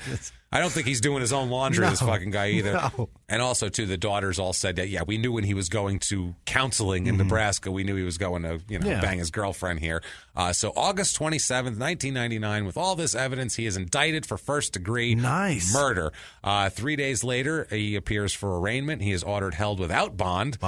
Sorry, we don't trust you to even go hang out at the church. He pleads not guilty. Me? Listen, I'm religious. I'm a doctor. Dr. Jesus. I wouldn't do this shit. What are you talking about? Don't look at my hat. So, January 10th, 2000, jury trial begins. If he's convicted, if they decide that it's murder, it's the first murder in 6 years in Beadle County. Wow. So there's not a lot of murder here. This is a big deal. This is going to get some attention. Yeah. Whole issue of the whole case is whether it was a murder or suicide. Okay. That's obviously the whole thing. State calls doctors, computer specialists that did our thing, law enforcement officials, the executive Presbyterian guy there, all the daughters. Mr. Presbyter. They get everybody in there. The state calls a guy named Dr. Alan Berman, and this comes up to be a sticking point. He is a clinical psychologist and a suicidologist. Yeah. He's the executive director of the American Association of Suicidology. Okay. So that's the first time I've heard that word I've never heard that word either. And I've tried suicide. I sound silly saying it. I really do. So he explained through basically he's talking about look, this is what the kind of people that commit suicide, this is the actions that lead up to it, and try to, she interviews everybody, looks at all the documents and tries to figure out if this person was a candidate for suicide or not. This obviously is not an exact science here. You can't there's a lot of error in this field of definitely specific science. Yeah, he says he studies everything, and it's, quote, primarily in terms of learning about the character of individuals who are suicidal and those who do not commit suicide and the circumstances that surround suicidal death. Okay. So, I mean, you can look at all the circumstances if you're this guy and go, I'm 98% sure that person's not going to kill themselves. Yeah. Pretty sure that guy's going to slit their wrist any day now. This guy knows that sort of thing, but nothing is obviously... Here's the thing. Each suicide is different. Sure, there are some that are similar, and there are some that are, the lead-up is probably very similar, and then the final act is very similar. But people are people, and people's behavior is always... I tried to shoot myself, and it didn't work. So, there you go. And it being that it didn't work was a reason that I don't try anymore, because it felt like... You're not a doctor, Jimmy. You're not good at this. You weren't trained. That's the problem. But the hammer didn't work. The hammer worked, but the bullet didn't fire. There was I had the full bullet sitting on my... This is a lot. Sorry, guys. I had the bullet sitting on my computer stand. It's a full bullet with the bullet inside the shell casing, but the back shows that it had been fired, but it didn't fire. Make sense? So it had a little nipple in the back. Yeah. And point is, it didn't work, and my dumb brain at the time that was clouded with booze and drugs said, you're not supposed to do it. That's basically what I took away from it. And that's why I'm still here. That's why we're recording this today, because that thing didn't work. Well, yeah. I would have never met you. That's the point. Definitely not. That was a long time ago. It was a long time ago. A long-ass time ago. Well, that was a lot of truth. Sorry. No, it's understandable. We're good. Well, if this guy studied you and what you were doing... He wouldn't know. He'd be like, you should be dead. You're going to die tomorrow. Well, yeah. You're going to kill yourself tomorrow. No, I'm not. Fuck yourself. He would look all this. Now, Guthrie here, Bill is objecting. He's objecting. He's arguing that these theories are not scientifically validated. This is bullshit, and they're just trying to give a general... This seems like it could be shading it toward, whatever. He details for the jury the psychological dynamics for the people who take their own lives, the whole deal. He said if he has a whole chart of this, of what it is. He said Sharon exhibited a minimum of predisposing risk factors. She ingested multiple drugs, which is consistent with suicide. She had no history of mental illness, depression, no significant physical illness, no chemical dependency. No big suicidal thing that she's been talking about all the time or anything like that. No personal or family background of suicidal behavior. These are all factors like that, you need one or two of those to be in there. You're not just a normal guy and you're like, I'm bored. I'm fucking blowing my brains out. Just a guy that had no problems whatsoever and he's dead tomorrow. You're going to want to investigate a bit more because it's probably not suicide. Yeah, that's what I mean. And also, too, he says through all of this, he tries to use it as Bill says that he told Sharon that 6 months ago that he wanted a divorce. And he's trying to say maybe that pushed her over the edge. And this guy's actually saying, no, that's actually going to make it less likely because she's known about it for some amount of time. Also, so she's okay with it now. She still has hope that this is going to work because she's telling people that she's going on a cruise with this fucking guy. That's the other thing. Also, too, she's very excited for her daughter's wedding. Right. She's got very plans. into her kids. She can't kill herself. Plans. And also the other thing, and this is a big thing, and this is huge because the way people kill themselves, and it's not 100%, but the way people kill themselves is a certain thing. And if you are very self-conscious about your weight and the way you look, you're not going to be found naked. No, you're not going to do anything that will allow ever. you to be found naked. And especially, it's a fact. You could argue all you want. Women make sure, not all of them, but women a lot of times make sure to the reason why women kill themselves with pills more is because they don't want to look terrible. They don't want to look. They also don't want to preserve themselves. They don't want to look terrible. Whereas men are like, we want to show the fucking world. Here's my brains on a wall.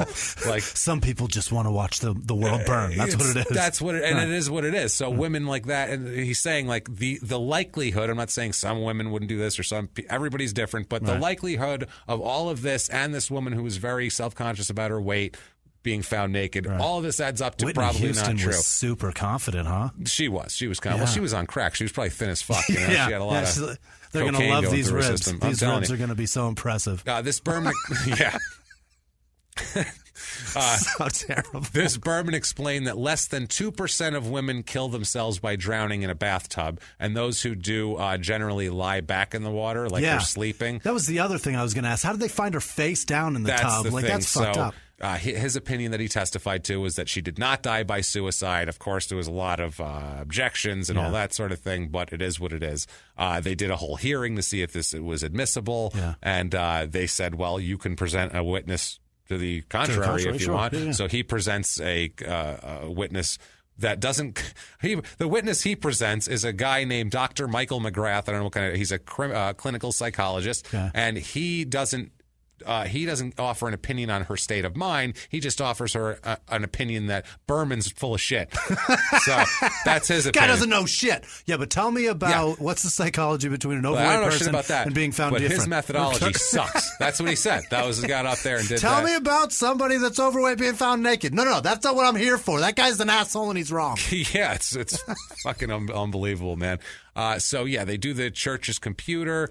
They find on the computer a couple of draft emails, unsent emails here. One from Bill to Genelou, April 16th, 1999. It's dated. The text of the message is, I'll read this here. Quote, hi, well, your mother continues to keep me on my toes in the middle of the night. Wednesday night, Tuesday evening, she got turned on all the lights, walked into the kitchen. There was about 15 minutes and then returned to bed with a glass of chocolate milk. I asked her what she did, and she said nothing. This was about 2 a.m., and then about 3 a.m., she did the same thing. Then about 4:30 a.m., she did it this time after about 10 minutes. I got up to check on her. She passed me in the hall without not acknowledging I was there. At 7 a.m., I woke her up for work, and she wobbled into the bathroom for a few minutes. Later, she was asleep in the tub with water running all over the floor. I woke her up and got her out bed. That's all it says. And because they leave it like inexact, so it's got spelling errors. Gotcha. Then started my investigation. She, during the night, at some point, had ingested something like 15 to 20 Benadryl and God knows what else. So he's just said, this is a guy that's this happens all the time, and then it's going to happen again. And his daughter got an email. That's exactly what happened before. This is always Dad that's tells just me what all mom the time. does. Right. Then it says she had been sleepwalking. Now I figure for about 3 months, and just now I'm realizing what she's been doing and talk about feeling stupid. Well, I got her to the doctor and did some tests, and she feels she has the same sleep disorder as her brother has. Well, I put up all the meds last night where she can't find them, and we got some sleep last night. She got up twice in the night, and I knew then what she was doing. Well, so much for that now. I will keep you posted on the continuing saga of how the Guthries churn. Jesus. I love you, Dad. Good grief. So he's just setting up a fucking out. I know that's a long email, but this guy's the whole thing. That's all he does here. Did he say how the Guthries churn? Churn. C-H. Not even turn. Right. Churn. What an asshole. Yeah, he's an idiot here. I'm just shocked he didn't say something didn't compare her to Gilbert Grape's mom or something. that would have been very at least comical. Showed you had a sense of humor at that point. Maybe he's a doctor of humor. This is just cold shit. Also, when they were at the doctor, he never mentioned anything for Sharon's sleep problems. He never mentioned anything about Sharon falling asleep in the tub or anything like that. Not a word. But when he spoke to investigators, he said that Sharon had been sleepwalking since the mid-70s now. Oh. Now it's the mid-70s. Jesus, it was a we're talking couple about months 20 to the years daughter. At trial, nobody in the family could corroborate that they had ever seen her sleepwalk, and the daughter never got the email, so she didn't know. Now, there's a home computer also. There is a home computer. The trial court admitted evidence obtained from the home computer.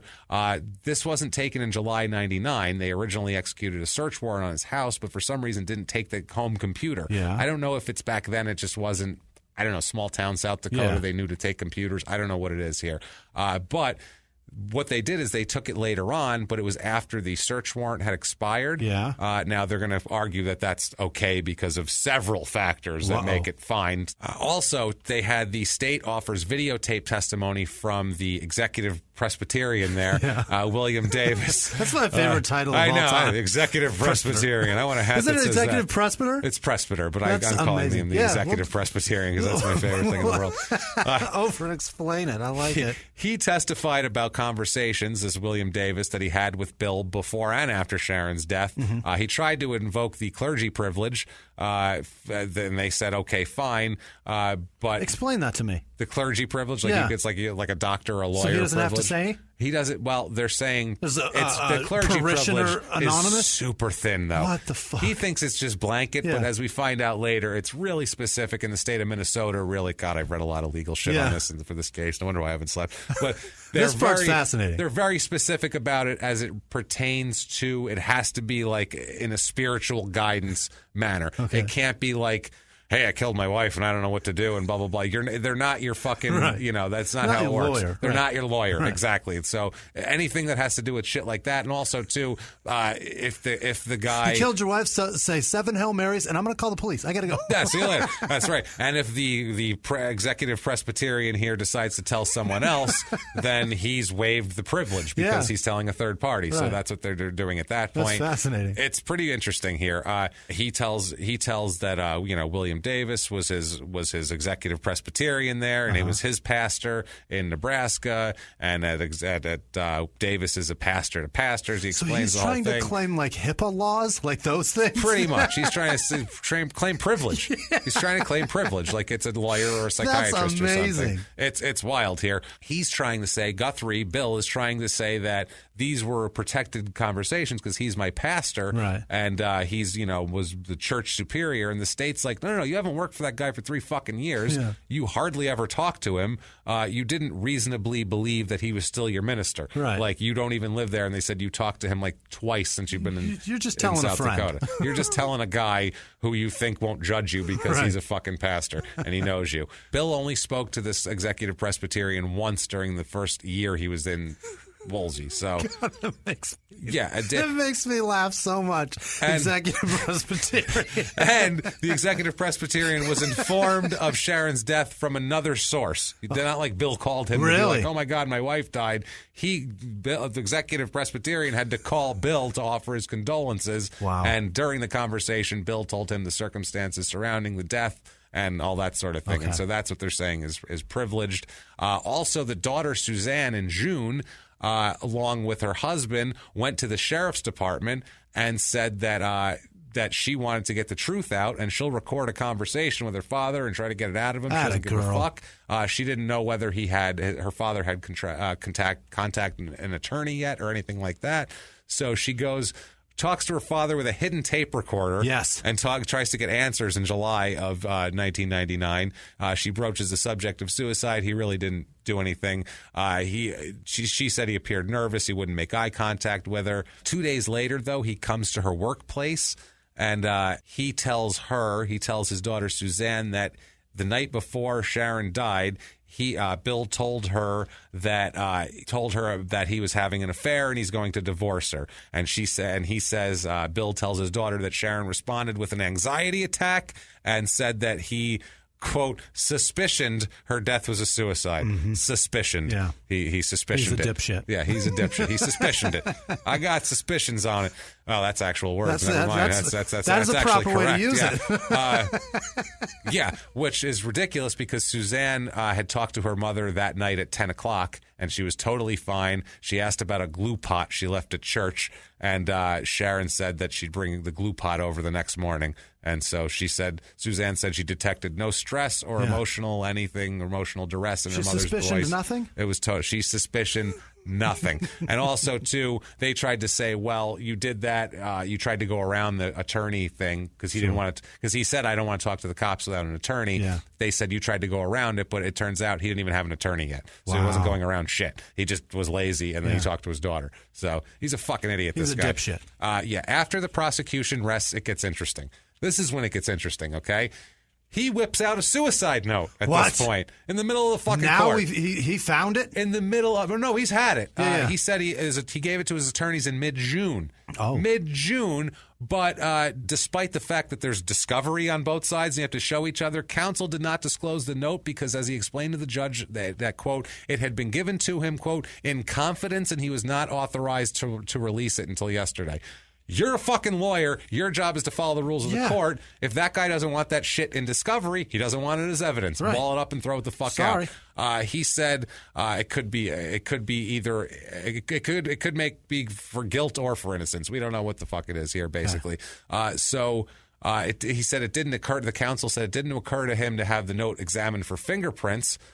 which is funny as fuck. And then he saw an ad in the newspaper for a lady who does a fingerprint business, and he said, maybe I should do that. Maybe I should get it fingerprinted. The note is admitted over the state's objection. There's a whole thing with fingerprints. It's ridiculous. Guthrie takes the stand, actually. Bill is allowed to take the stand for a limited scope of questions about how he found the note, just to see if it's okay. He said he discovered it in the church office on June 10th, 3 weeks after Sharon drowned. He said, quote, it was written by Sharon and placed in the liturgy book. I don't know what that is. I know shit about church. I don't know. Don't look at me. I don't know. I'm not that's true. That Sharon and I used for preparing bulletins. So she stuck it in there, is what he said. He said he told no one but his attorneys and a fellow minister in confidence and counsel. 5 days after finding it, he said he gave it to the defense counsel, but never mentioned it to his family or anything else. It's an unsigned note. It's addressed to her daughter. It's unsigned, though. Unsigned. It's dated May 13th, 1999. Dear Suzanne, I am sorry I ruined your wedding, because they had an issue at the wedding I told you about.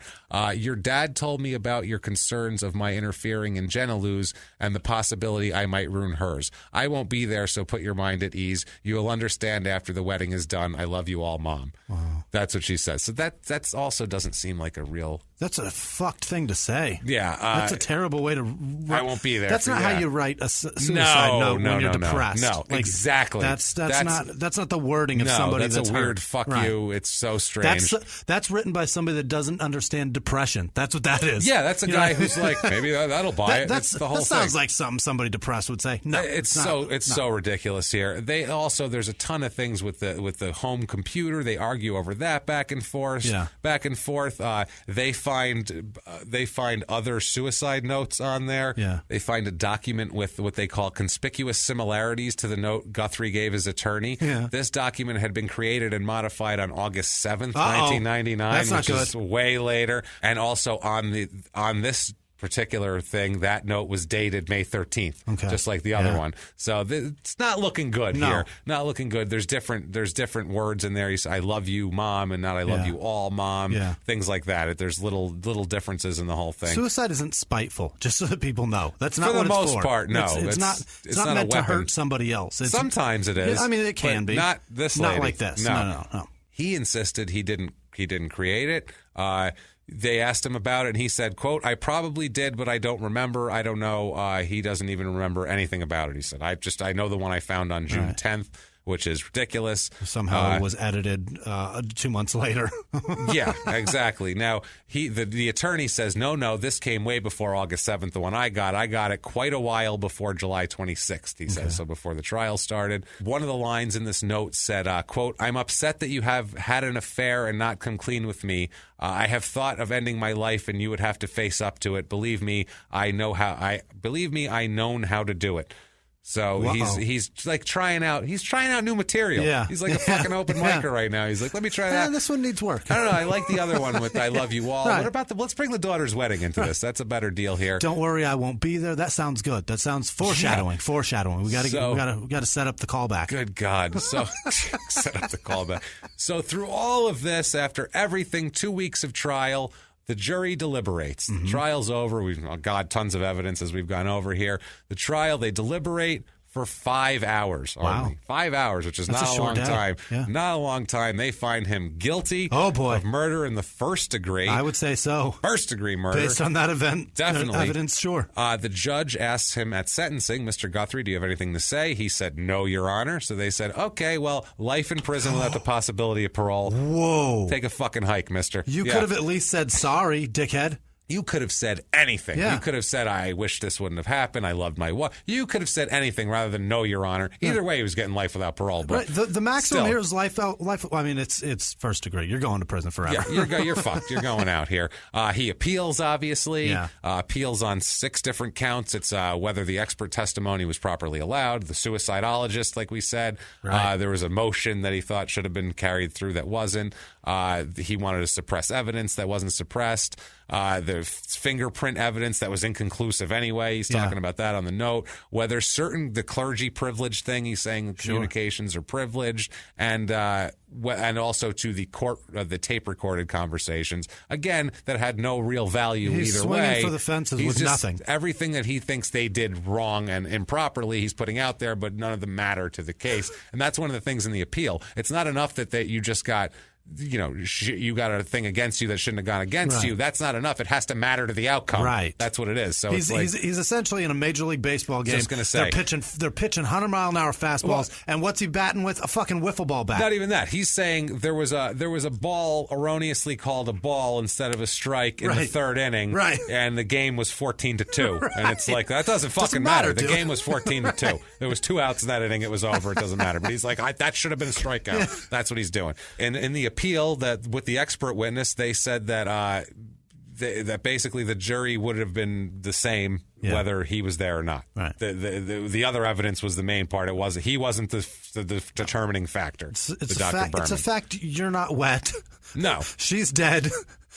She's in a tub, face down, naked. I mean, you're dumb. You're dumb. That's it. And you got too many stories. That's the other fucking thing. Too many goddamn stories. Too many things, too many preparations, everything is planned. In the appeal, the summary of the appeal, the circuit court, they do rule that the circuit court abused its discretion in allowing the suicidologist to tell the jury that she didn't commit suicide, but they say the testimony is not prejudicial to the outcome of the case because of all the other evidence.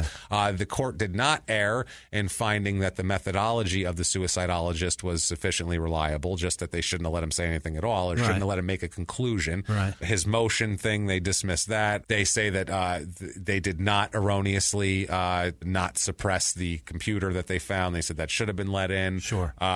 Basically everything. They say that it's not only part of the portion of the testimony of the executive Presbyterian was privileged, and that the statements within that privilege were waived because he talked to somebody else. Yeah. And also, they find that the circuit court did not abuse its discretion in allowing the jury to listen to the audio tape and be read a transcript of this tape, which had nothing that made him guilty. Right. So, judgment, verdict affirmed. Right. Take a fucking hike. Right. You're gone. They affirm the conviction. 2009, he gets another appeal going for a new trial. Oh, my God. He wants a whole new trial. New trial. He's saying his constitutional rights were violated when the investigator searched his computer. We have a quote. His attorney says, quote, "They didn't say in here that Guthrie was known to have used his computer to communicate in some fashion or what kind of information he stored on it. This is just what it says. We would like to see. We are curious." He's saying that they just want it. But also, they say that, well, if he was using all sorts of alternate means to talk to this woman, to have an affair, letters, phone calls from the church, all these, it's reasonable to think that he would also be using the computer for that. Yeah. So it's actually a reasonable thing. They weren't just dicking around in there. Right. Judge rejects his request for a new trial in the death, so he is stuck in there. Conviction, solid, done. Conviction upheld. Upheld. Go to prison. No new request. Go to prison. This was in 2009 was that last one. And then July 18th, 2011, at 66 years old, Bill dies in a South Dakota State Penitentiary in Sioux Falls. Yes. Prison officials did not immediately release details about the inmate's death, but it seemed like it was kind of a natural causes type thing. All right. So he died in prison. At 66. 66. A young Shit guy. happens. A young guy. Not as young as 54 with his poor goddamn wife who probably still be alive. Poor Sharon is buried at Fairview Cemetery in Scotts Bluff, Nebraska. Poor lady. I feel bad for her. I feel bad for those kids, too. No doubt. That sucks, man. They grew up, I'm sure. Somebody had a wedding without their mom at it. Definitely. And because their dad's a dick. Well, think about, too, they had to have grown up with an idealized picture of their family. Where the pastor, it's all a lie. It's all a big fucking lie. It's all a big plastic. That's why I said he's plastic out on the lawn, man. That's exactly what it is. And they had to kind of think, fuck, man, that's my parents. And my whole childhood is a fucking sham. Everything. My whole vision of what the world was and what we are in it is all just gone. And these people, lucky they were grown-ups anyway. That's helpful. But, that is Wolsey, South Dakota. My goodness. And that is the poor Guthrie, and then dickhead Guthrie, and the executive Presbyterian, and everything else. Dr. Dickhead Guthrie and his executive Presbyterian what a story. Counselor there or pastor, whatever he was. Holy shit, that's a mess. That is Sweet Pete. Good God, watch out. Keep your chocolate milk under wraps. No lock doubt. It up. There's no seal on a chocolate milk. You know No, what I mean? man, that's you what make it was. that. Yeah, she had it. No, bad stuff. If you enjoyed that story, I sure did. I enjoyed it, and I enjoyed it a lot. I stayed up for days. I liked it so much.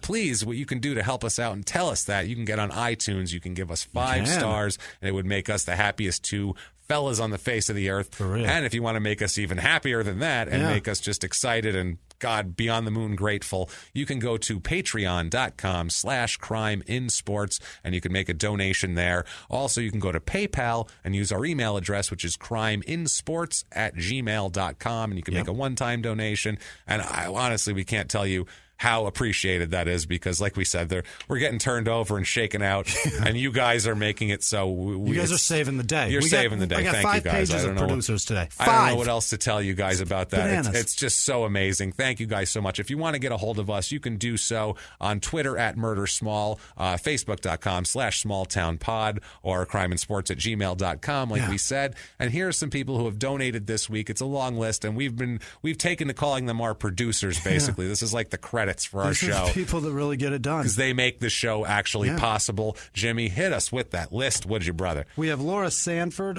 Sharon J. Thomas, Rochelle Ward, Jason Scott, Kimberly Stiles. I think that was Stiles. It looks like Stiles. I write like a fucking toddler.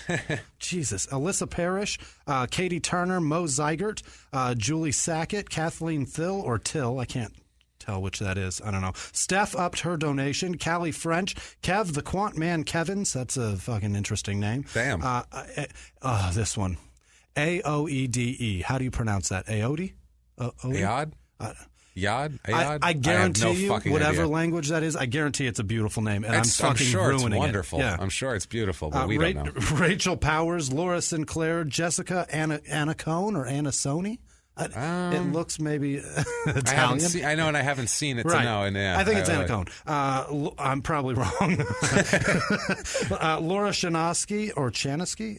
Mark Manichetti. That is the coolest Italian name ever. Yeah, I saw that guy's name. I was like, hey, look at him. I know he was called Manicotti forever, and he probably fucking hates it. And I'd call him spit it out too. If I had friends with that name, I'd hey, Joey Manicotti, get over here. Come here. Let's go. Jody Cooper, James Michael, Emily Stotts, Deidre Kohler. She wrote, and her name's spelled really difficultly, and she assumed I would fuck it up, and I think I just fucking nailed it. Which means you were way off. So far off, it's ridiculous. I think I nailed it. That makes them even happier because they're like, you are nowhere near nailing it. She sent a really nice email. She wants 2 episodes of this a week, and listen, to do that, we need more time in a week. Yeah, we need another 2 days to be invented. If we didn't, honestly, if we didn't have Crime in Sports, we could do it. But the Crime in Sports is Crime in Sports takes twice as long as this to do. So it's bananas. It takes up a lot of time. But Deidre upped her donation, and thank you so much. She sent a really nice email that I'll give to you later. It's really sweet. That's awesome. Mirinda Lynch, Louise sent a donation and a little note saying that she loves us. David Stanich, Jessica Christensen, she upped her donation, I believe. Jess Landgren sent Australian money, which was kind of cool from PayPal. Awesome. Thank you so much, Jess. It felt like God, you helped us so much. I need to go there to spend it. No shit. I really we need to go there just those. to thank Jessica Landgren for being so nice to us all the time. Steve Tancredi, or Tancredi, or Tancredi? That's probably it. Yeah. You probably just crushed it. Amanda Nelson, Killian Coleman is a cool name. Amy Blith or Blythe, Summer Borland, Michael Colazzo, Dale Black sent. The Montana. He sent us shirts from Ovando, and then he sent us pictures from the fires up there. He was thankful that we mentioned fires that. Are He's a brutal up there, man. up there. You don't see it on the news at all. Those you fires don't. up Not a there. word. Well, not a fucking word. When there's catastrophic fucking hurricanes coming every 2 days, and at a state that actually has people in it's on fire. A ton of them. The middle a plains land that just happens to be burning doesn't get the attention, even though it should. It really should, because people do live there. Yeah. And So thanks for he's a firefighter up there. So thanks for what you're doing, Dale. Kimber Votour or Voter. Anyway. I'm an asshole. Anyway, Susan Bradow or Brado, Sarah Robert, Paul Hovey, Angel Echevarria. That's a kick-ass name. Not bad at all. Allie Tewksbury, Sophie Jones. Hey, why the face? I like that so much. Carl Cieslewitz. I think, what? Did I just got fucking that. become a That's wordsmith? not bad. I think you just became Polish, if you pronounce that correctly. Good job, Emily Jimmy. Schmidt, Jana Breed Jana Breed Back, Christy Blanco, Kelly Bath, Cynthia Seberg, Lucy Eglinton, Sarah Chamberlain, Rebecca Elner, Allison Hilliard, Grant Moffat, Allison Thamelitz.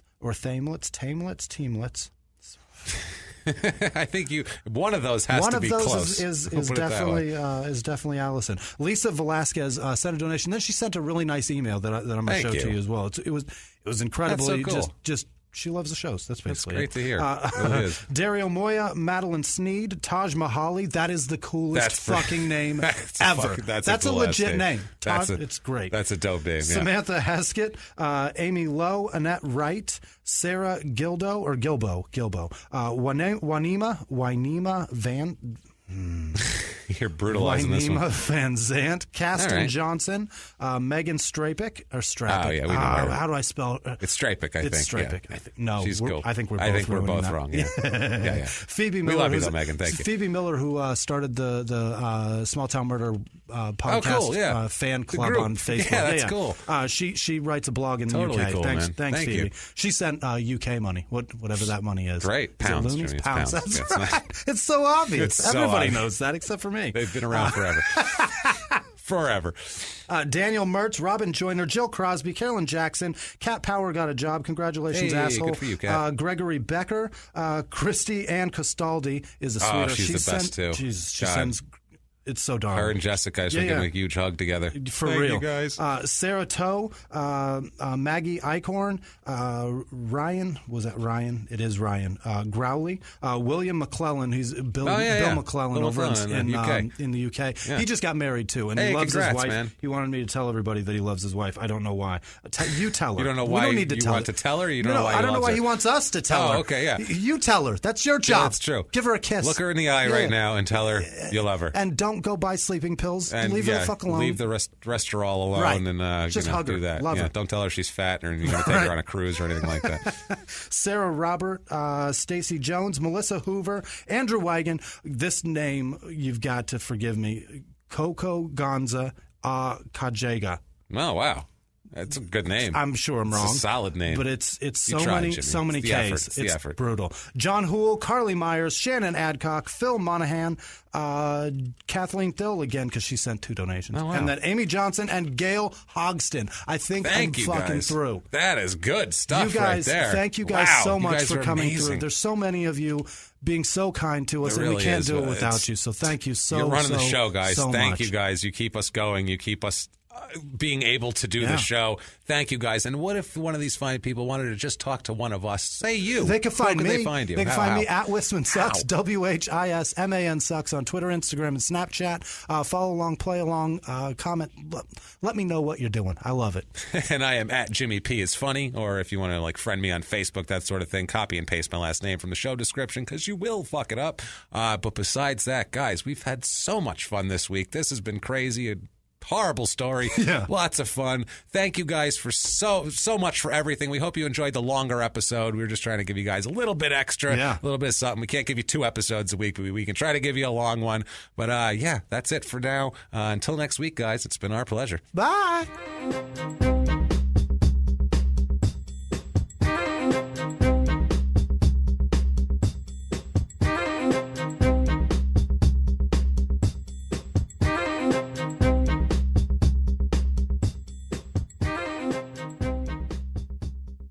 If you like Small Town Murder, you can listen early and ad-free now by joining Wondery Plus in the Wondery app or on Apple Podcasts. Prime members can listen early and ad-free on Amazon Music. Before you go, tell us about yourself by filling out a short survey at Wondery.com/survey. A few miles from the glass spires of Midtown Atlanta lies the South River Forest.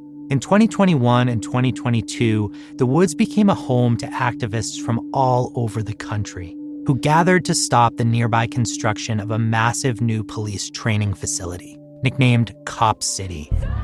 At approximately 9 o'clock this morning, as law enforcement was moving through various sectors of the property, an individual, without warning, shot a Georgia State Patrol trooper.